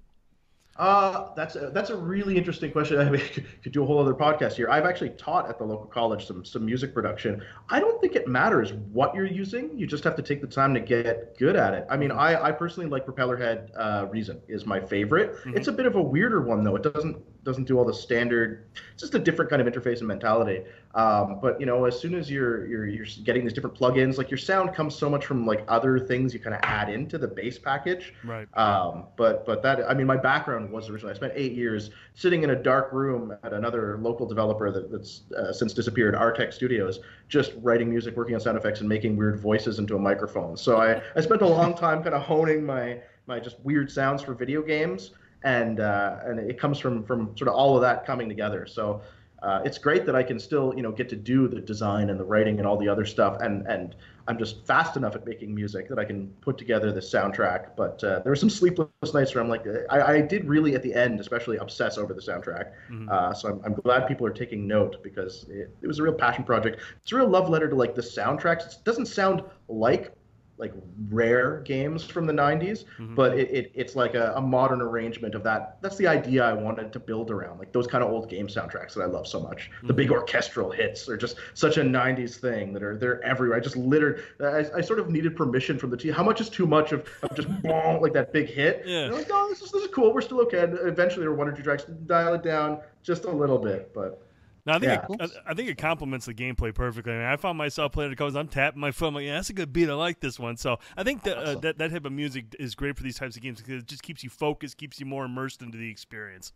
Yeah, totally. Thanks. So with tons of nods to pop culture, one of the things that I immediately was wondering about, the second Kristoff pops up, he looks a lot like Lemmy from Motorhead. Yeah. Was that his inspiration? That is not a deliberate. I actually went. I was trying to figure out what Kristoff's, because you had mentioned liking Kristoff, and I asked the artist who did him. He's not someone in the studio. It's someone I worked with from another place, and he just did such a great job. But Kristoff is. We went back and forth a lot, so I'm not really sure exactly what the inspiration is. I don't know that it's Lemmy from Motorhead. I won't deny that it is. There's a particular anime character that I'm now blanking on too, but that was listed as inspiration. So I mean, there was actually a heated debate about Kristoff's art, because the current art came in, and Vanny, who's doing all these portraits, did this amazing job, but I was like, the character doesn't like pizza, guys. Like, that's the way I'm writing. He doesn't like pizza. And they're like, yeah, so what? I'm like, well, he's got the chef's hat. It's this amalgam of pizza themed stuff. And they're like, yeah, but it's so good. And they kind of turned me around. I'm like, oh yeah, you're right. It's just funny enough that it has to, like, so there's still the jokes about how his taste buds were lasered off in the Martian Robot Wars, etc. But he's wearing this ridiculous getup that I love. But not Lemmy from Motorhead that I know of. Gotcha. There you go. All right. So this game is structured a little bit differently, but while the VIP missions are the main course of the game, there's also this need to go back to free deliveries, often to earn as much cash as possible. I have a question, because I need to know, do you have any tips for chasing down gold trophies? I thought I did. When I first did my first free delivery, I was going through it and I was crushed. I was like, man, I'm tearing this thing up. I got to be scoring super high. I got to be just totally kicking ass right now. And then when time finally ran out, everything popped up. I was like, here's your little silver trophy. I was like, what? Just the silver? I'm like, what are you kidding me? I was totally kicking ass. Didn't get the gold. Yeah. What are some pointers for getting that gold, dude? Yeah, well, so I mean, you got to make sure you're getting more time on the clock. I see people who are really going after the cash pickups, the floating sky coins, and I recommend time before coins. Like, if there's a choice, if you have a branching path ahead of you, take the time pickups. It does help if you can find. There's always three of the walk-in customers, so you can do the pizza mini game. That gets you a few hundred each time if you're good at the pizza mini game. Finding all the ingredients is critical to getting gold. I would say, like, if you're really going for gold, especially the later levels, we tuned it a bit harder. We wanted it to be a challenge, so you gotta learn where the ingredients are, and then just keep doing your deliveries. I will say there's one advanced technique. And this came up too when one of our early playtesters just out live in the world we talked a lot about this, but is using the helicopter spin on bigger enemies. hits the enemy a lot, and the way we triggered the drops is that every hit, every individual hit will trigger a drop up to, it's capped at how much you can get. But so we kind of refer to this now as pinata mode. So if you master getting in close to the bigger mechs that show up after a while, and you just kind of pinata mode them, you'll get a lot more. And that's where there is a certain slot machine element. Like you want to see some time pickups out of that load of stuff they drop. But that's a better way of earning a little bit more time and cash fast. So those are things you can try. Man, I feel like I did even worse now because you're like, if you get all 5 ingredients, that helps you get the gold. I had all 5, and I didn't even come clear the gold. I had just crossed into silver. Right, so I got to get better at it. But, yeah, that's a super fun mode, and I really do like it because it's very challenging. There's a lot going on. And as you mentioned, more and more mechs start showing up, and you got people popping up going, don't destroy too many buildings. And it's a very hectic but very exciting game. I really love playing it. It's a fun mode. So thank you for the tips. Thanks. Yeah, cool. How'd you get silver on your first run? I got bronze. I only got like $1,100 on my first try. I went beast mode, dude. I'm a boss, man. I'm a boss. I believe you.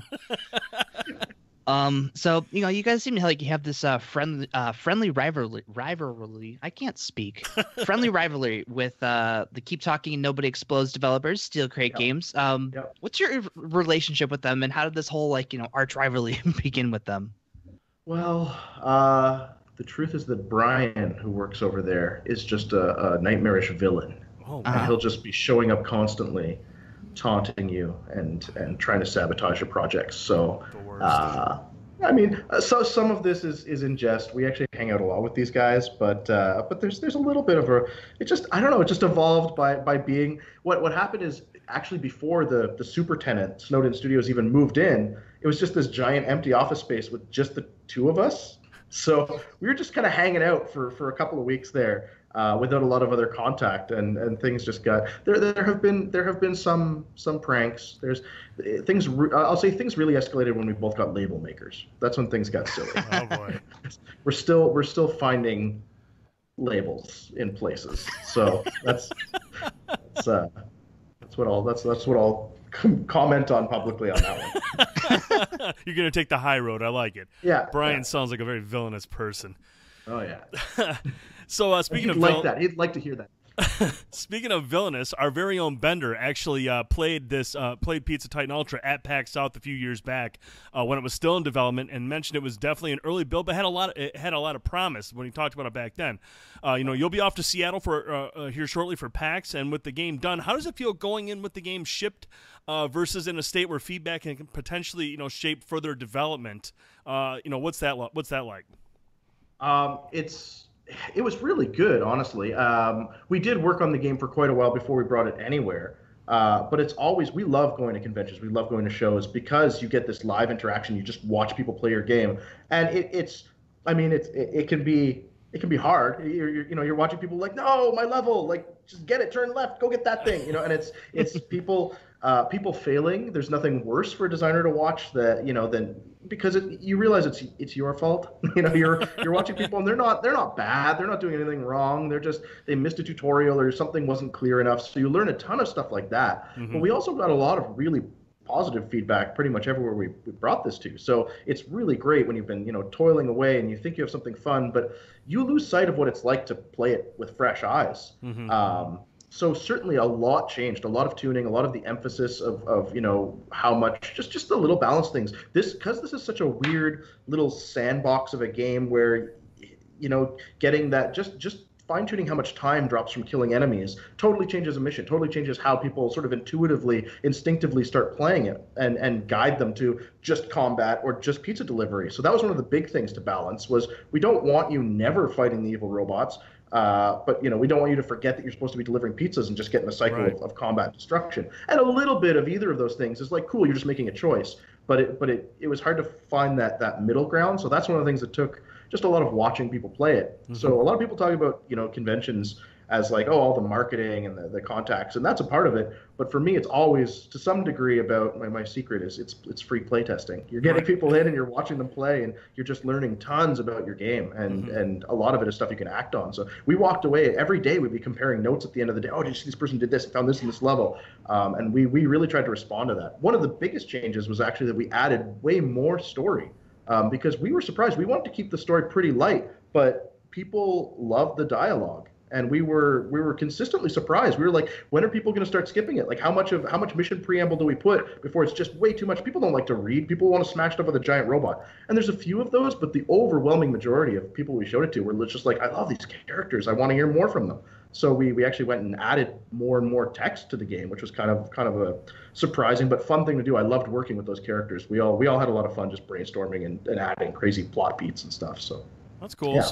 So when it comes to like PAX and stuff like that, what's like one of the more memorable experiences have you had from like these conventions? Like, what was like a standout moment for you? I mean, there's so many moments of people just playing your game and having fun. I will say there was one of my favorites was just at a much smaller local. We have Ottawa Comic Con, so it's pretty small as Comic Cons go.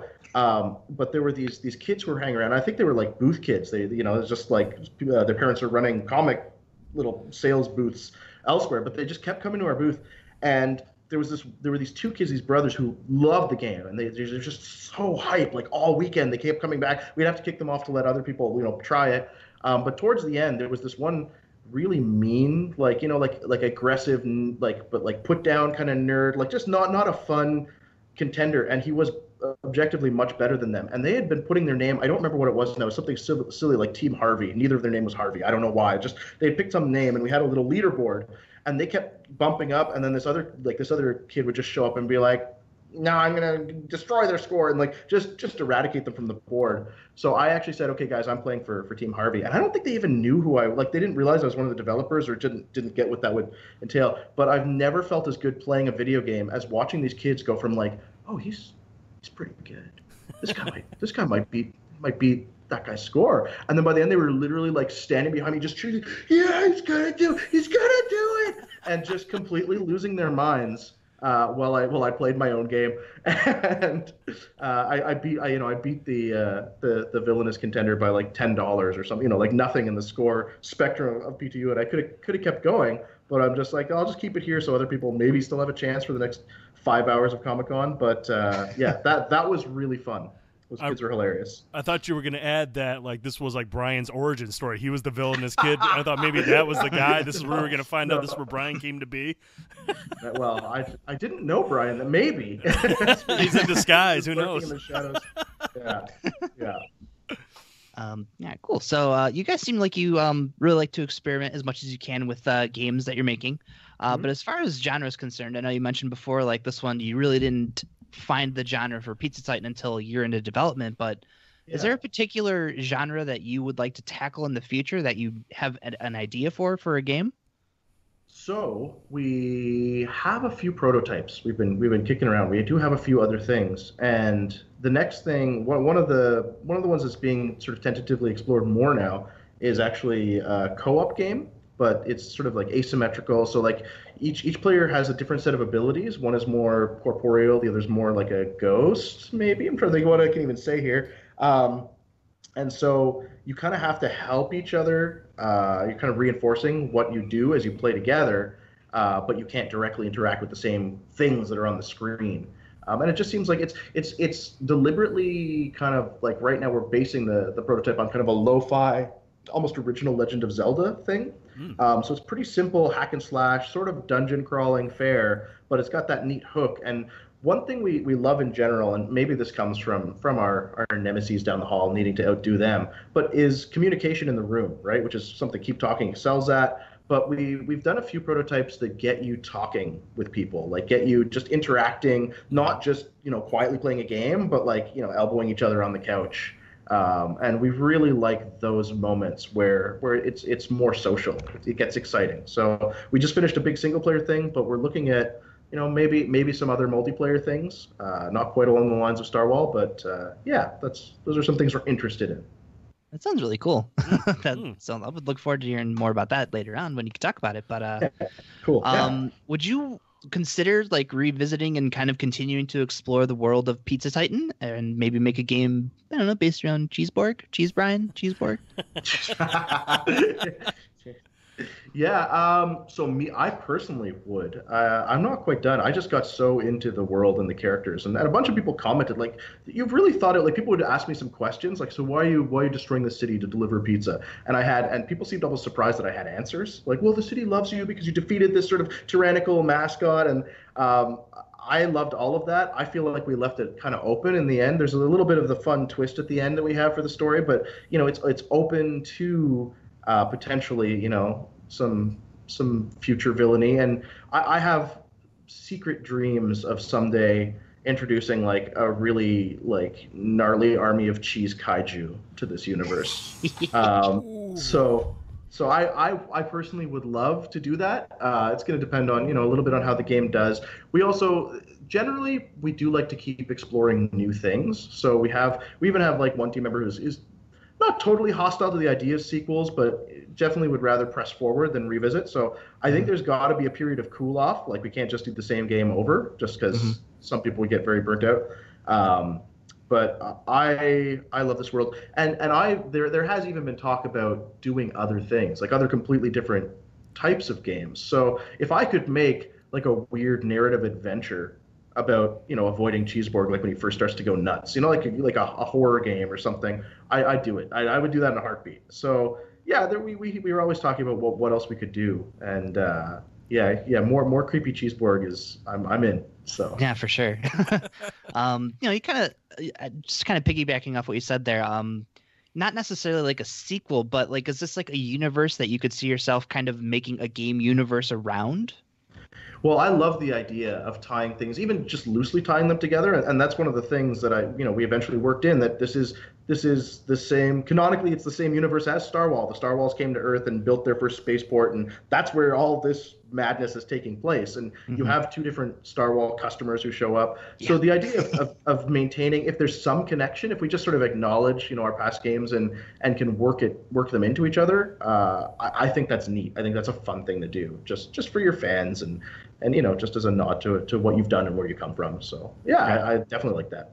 Yeah, that's one of the things I always look for is like when playing, like I know Drinkbox's latest game, they have a kind of nods like, why am I blanking on the name? Brent, help. Mutant Blobs. Mutant Blobs. Yes. Sorry. Oh, right. Yeah. Yeah, so they have like, stuff calling back to the other games. So I love when developers do stuff like that. So yeah. But as a smaller studio, when you're trying to pinpoint the ideal release window for your game, what all goes into that decision? Yeah, well, it's funny you bring up Drinkbox because we had no idea, and neither of us had just discussed publicly when we were releasing. But our PS4 launch date turned out to be Guacamelee 2's launch date, and we weren't thrilled with that. Like they're very different games, but I could see the audience having some overlap for sure. So that was kind of like but it's hard. It's hard to choose a date. You look at the big launches and you try to dodge them. There are certain windows. It's funny because you even have people at Sony or Microsoft will tell you like, you really don't want to push much past October because November is, all the big launches. As an indie, you're hoping for some just people playing the game and talking about it, sort of viral marketing, and you're not going to get that if everyone's playing. Don't launch when GTA 5 launches. Right. So or Red Dead apparently. Or yeah, exactly. Getting closer to Red Dead. I mean, and the problem now is that there's always something. There's so many cool games coming out, and it's getting to the point where there's even just cool indie games. Like you used to just sort of look at the AAA calendar and figure out around then, but now there's so many games coming out. It's gotten so competitive. I am very worried for a lot of smaller indie studios because there was a time when I used to think like, oh, there's all this garbage coming out, but that's not even it anymore. Like I look at these indie games and there's more than I can possibly play, but there's so many good ones that I have no doubt like that is someone's passion project. Like that's something someone cared about, and you look at it and you read the few reviews they get and like that's a cool game, and I want everyone to succeed.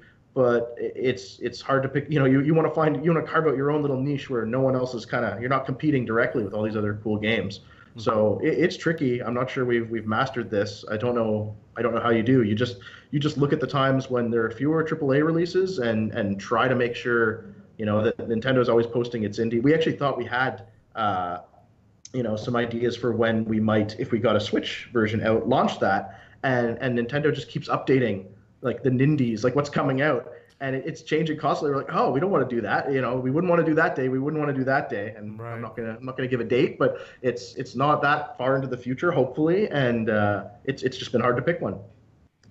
Right. So I don't know. Like I feel like over the last year or two, like August, you know what I mean? Like your AAA titles, obviously, you know, October, November, those are the big AAA months. But I feel like August, just like the past couple of years, there's been so many amazing indie games that have just like flooded into August. Like that's kind of becoming like, you know, like your indie month. So I think that's really cool. But it almost is. Yeah, I agree with that. I mean, summer is a little bit slower because some crazy people don't want to be in a basement playing games. Apparently, I don't get them, but it's hot out. Yeah, exactly. Yeah, weirdos. So yeah, like fall was sort of the ideal window, but August is kind of best of both worlds, where you know people may be coming back from their vacations, and there's people who don't have school or have a bit of free time off, and I mean that's what we chose for PS4. I think August is a pretty good time. Yeah, and it is fun to see like the crazy, like here's all the cool indie games coming out. But yeah. That's awesome. Well, you know, now that Pizza Titan Ultra is out now, and I'm sure you guys are probably, you know, checking forums and feedback to make sure there's no other bugs that, you know, might creep up after launch. But, you know, now that you're post-launch and you guys got some time to just kind of sit back and observe things, are there any games coming up, or maybe that you missed earlier this year that you're looking forward to just sitting down and finally just going, okay, now I can play some games. Now I can just sit back and relax. Like, what games are standing out to you? Yeah, well, I'm excited. I just downloaded Hollow Knight on my Switch. Yes. So yeah, it looks very good. I've heard some amazing things. I like me a Metroidvania. So I haven't started it yet. I also picked up ages ago. Pizza Titan Ultra got pretty crazy for me. So ages ago, I picked up Mario vs. Rabbids. I'm a big fan of XCOM. Yeah, I mean, I'm loving the Switch just generally. It's great. I have two kids now, two very young kids. It's great to have something I can just sort of take and bring with me wherever, you know, I happen to be in the house, escape other rooms. So yeah, big fan of that, the portability of that, and just there's a lot of great, you know, first party offerings and really cool. It's the Switch is shaping up to be an amazing indie platform. So there's a whole bunch I have my eye on when I can carve out some more time to play some games. But I think Hollow Knight's next. Yeah, and Frank, you know, you mentioned that, you know, it's becoming a nice spot for indies or from independent games, and you aren't kidding, because Frankie and I often, for a long time, we're like, all right, we'll get this on PlayStation 4, Xbox One, but now that the Switch is there, it's just like, I'm not going to have any time to play it on these systems, but the Switch is right here. I have it with me on the go. I can play it at work on my breaks or lunches and all that stuff, and it is. It's a great spot for indie games, and it's really shown. I mean, gosh, I think, was it last month, Frankie, when Nintendo said they're going to try to get 20 to 30 indie games out a week? I mean, that's crazy. Yeah, it's insane. Yeah, it's a lot. It's a lot on offer there. I mean, that said, I definitely love my PS4. So I, you know, when I get some chance, there was something about stealing a press key and installing PTU just a day before it came out on my PS4, and I just played a couple of hours. I'm still not totally tired of the game either, which is usually a good sign as a developer. And I was just at home with my TV, with my controller, playing on my PS4, and there's something very satisfying about that. I always find when it comes out on your system and you're there just playing it. So yeah, there's a few other things I'd like to get back to there. I did put in a few No Man's Sky hours here and there. That's one that I was a defender when it first came out. I actually liked what they were doing, but the updates have really stepped it up. So there's some cool things to go and explore out there. It can be a nice chill experience when you're up late with the screaming kids. So yeah. That was Bender's pod. I think he platinumed that game just doing the podcast. Oh my God. Okay. Yeah. Yeah, but, it's a great game. You aren't wrong, and I love the soundtrack. Like you said, it's a great game where you can just go home, sit down, and just explore the worlds that they've created, and that the music is just so chill and relaxed. It's a great chill game. I got really caught up like post the recent update, trying to rebuild my base. It had some basically buggy just issues, and I was doing all this progression stuff and very directed stuff, and then there was one night where I'm just like, now let's just top up the tank and go, you know, just take my ship out, and I just landed on some planets with really weird, you could tell some of the new foliage, just really beautiful, and that soundtrack's playing. I'm like, this is what I came here for. This is what I signed on for. It was just land on a planet, you know, shoot a few sentinels, run around, listen to nice music, just enjoy the ambience of it, and so that was really cool. Absolutely. I have just a couple more questions I want to throw at you real quick if you have time. Yeah. So like for yourself, when you're, you know, obviously, you know, you make games, you mentioned, you know, you're a level designer and whatnot, but when you're playing other people's games, like, do you kind of start critiquing and picking the levels apart as you're playing them, or can you just kind of relax and play a game and just, not think about work? Or Yeah, I think I tend to be fairly uncritical. I find, I mean, the thing for me about games, why I love them, why I'm like so passionate that I just refuse, I cling to a career in this industry against sometimes better judgment, is that I get so immersed.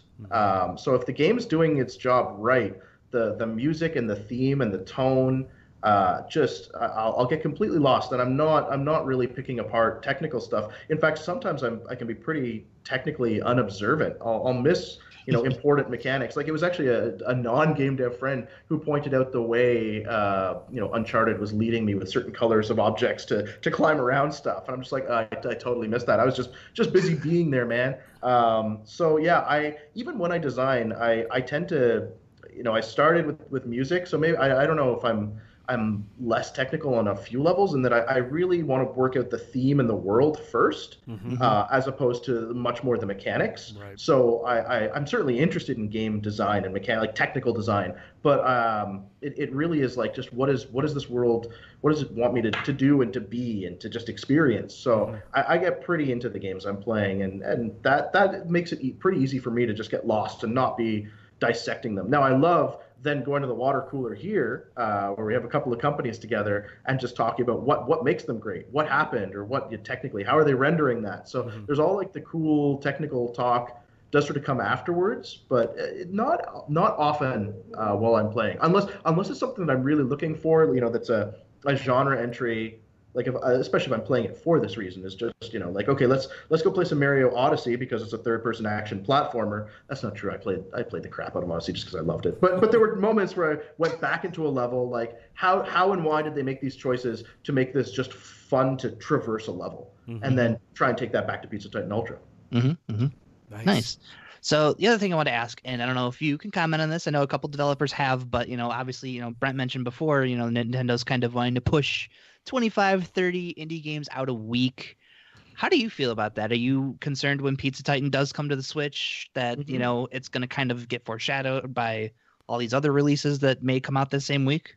Yeah, I mean, I'm incredibly torn on it because as a gamer, it's awesome, right? There's so much choice. There's never been more to play, and it's just you can keep filtering down by what theme do you like, what tone do you like, what difficulty do you like, everything, to find all kinds of games that are just, they feel almost made for you because so many people are making cool things. But as a developer, it is kind of terrifying, and I do think people for a few years were kind of forecasting, the indie bubble bursting, and I'm pretty worried. It's harder. I mean, the early Steam launch especially was pretty underwhelming. So we're waiting to see how we do on all the consoles. But Steam has just opened the floodgates, and in doing that, it's become. I used to work in the mobile space, so the App Store was completely boomer bust. So I come from that world, and I was not really hoping to see that be what Steam becomes, right? Because there was a time when it was the holy grail. As soon as you're on Steam, you're making a fortune, you're laughing all the way to the bank.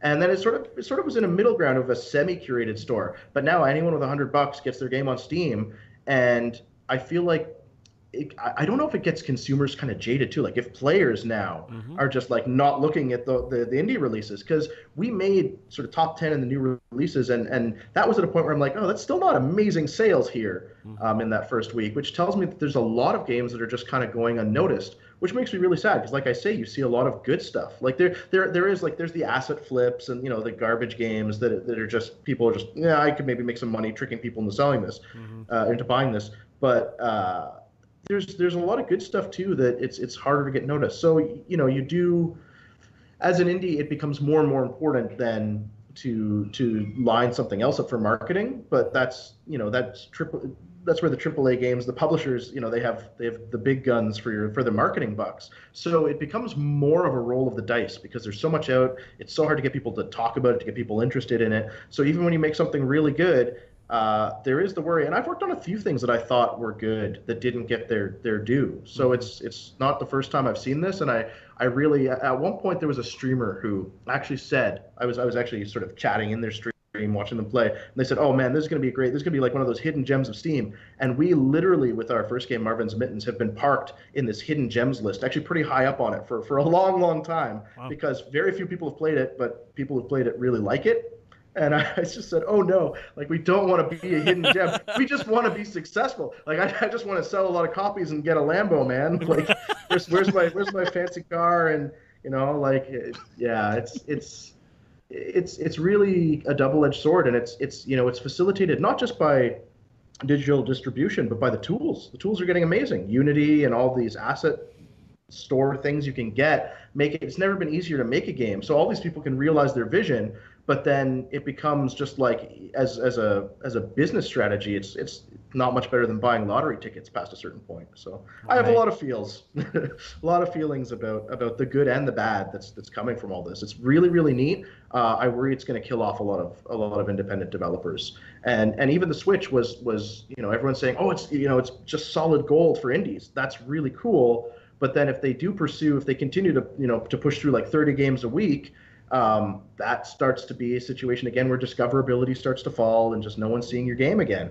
So all of these platforms, there's always a bonus for showing up early, for being there. And so over time things kind of decline, but it just feels like things sort of appear as a new kind of lucrative storefront, and then the value of them erodes very quickly because it's such a hyper competitive market. Right. Man. That's great insight, man. That's stuff that I know, we always wonder about, and you hear that information. It's just like, man, it must be really cutthroat, especially for independent developers. Every day you're checking the numbers, like, are we hitting what we want to hit to be successful? Yeah. And that's got to be kind of stressful even after development, Yeah, absolutely. That is all 100% the case. That said, I had an interesting thing happen in terms of just daily interactions with developers. Is so many of them are just like the best people in the world. So Jason has long told me that Twitter is wonderful and I'm not using it right. And I'm getting on Twitter and just, I'm like, this is the apocalypse. This is going to end humanity. And then I actually started kind of running the Breakfall Twitter more.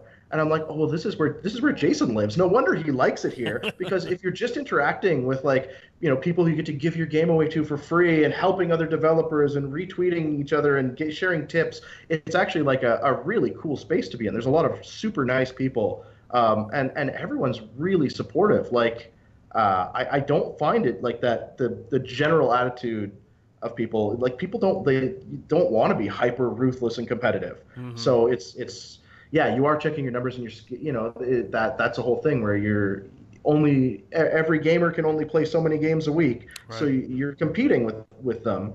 But I still find generally there's a really great attitude surrounding a lot of indie development, that people just want to help each other and be supportive and share what they know and troubleshoot problems, and that's all really, really cool.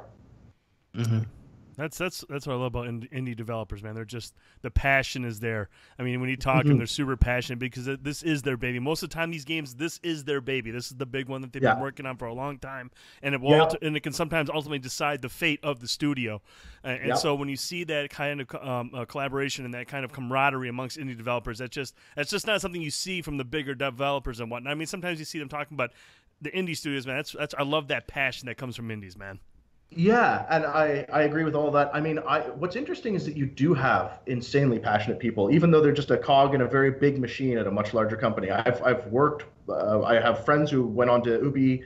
I've worked with teams from EA. Almost feels like a past life now. And there, it's a crazy, weird situation because a lot of the time you have the smaller teams and studios who would love to talk more about their game, but it's so controlled. And I remember being in the situation back in the day where we wanted to just be like going out to trade shows or just let's put up a website, let's talk about our game.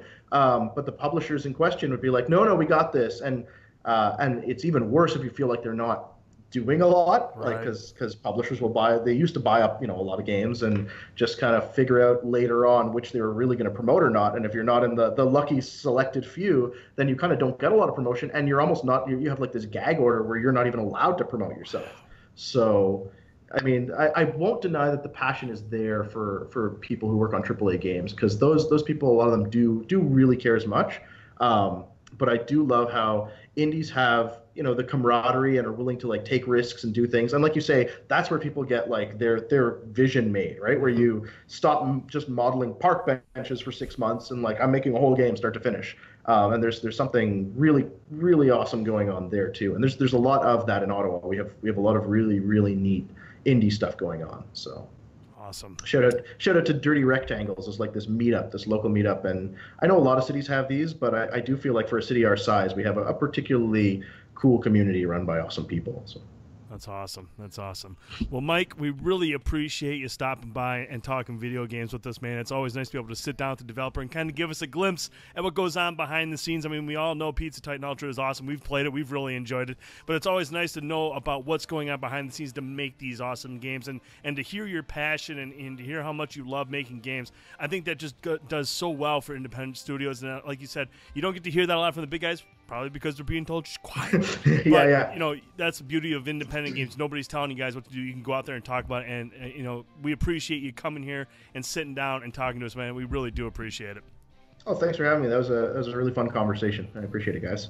And thanks for playing and liking the game and letting us know. Awesome. Absolutely. Well, make sure you follow Mike on Twitter at Team Breakfall. He handles the Twitter account. Make sure you check it out. Pizza Titan Ultra is available now on PlayStation 4 and PC through Steam. Make sure you check it out. It's a super fun game. We'll have some videos going up on the site. Mike, thanks again for stopping by. We hope we can have you back on sometime in the future. And best of luck with Pizza Titan Ultra. Awesome. Absolutely. Thanks, guys. Take care, man.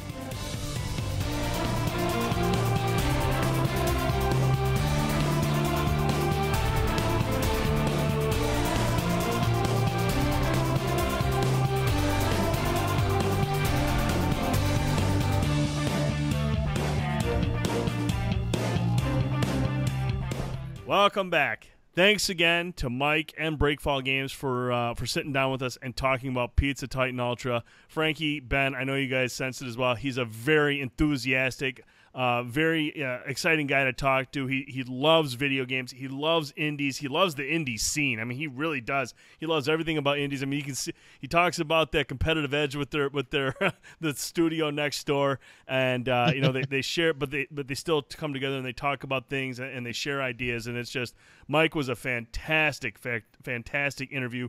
Really appreciate him taking the time out of his schedule to sit down with us and provide a lot of insight into the indie scene. So thanks again to them at Breakfall Games for allowing us to speak to Mike. Always really appreciate it. Hopefully we'll get him back on somewhere down the line. But that's going to do it for this week's show. Gentlemen, I appreciate you guys making time during the week to record this. It's just been kind of a hectic time, but we wanted to get a show out. We wanted to talk to our friends, the listeners, and we appreciate your support and understanding why we're behind, or why we're a little late this week. But no podcast this weekend. This is the podcast for this weekend. We'll be back next weekend. Make sure you tune in Monday night. The Destiny 2 Forsaken discussion video will be live around 10 o'clock-ish. I'll be joined by Frankie Ayler and Ben Boyce. We're going to sit down, discuss Forsaken, what we're excited about, what we're looking forward to. We want to see you in the chat. As we mentioned earlier, we might have a little something to give away, so make sure you come hang out with us, won't you? You can watch that and all of our videos on YouTube, Short Pause Gaming, Twitch, Short Pause Gaming, and Mixer, Short Pause Gaming. You can listen to this podcast on iTunes, SoundCloud, TuneIn, Google Play, Stitcher. If you like this podcast, go over to iTunes, give us a 5-star rating, give it a big thumbs up, write a nice review. If you're not quite ready to give us a 5-star rating or a thumbs up right here on YouTube, that's cool. Send us an email, podcast@shortpause.com. We want your feedback, your suggestions, your questions, anything. We want to hear from you. We'll talk about it on the show if you got questions. If you have any suggestions, we're all ears. We want to make this show the most enjoyable show that you never want to miss every single week. Visit the website, www.shortpause.com. Follow us on Twitter, @TheShortPause. Anytime we go live on video on YouTube or anywhere, we'll always send out a link there.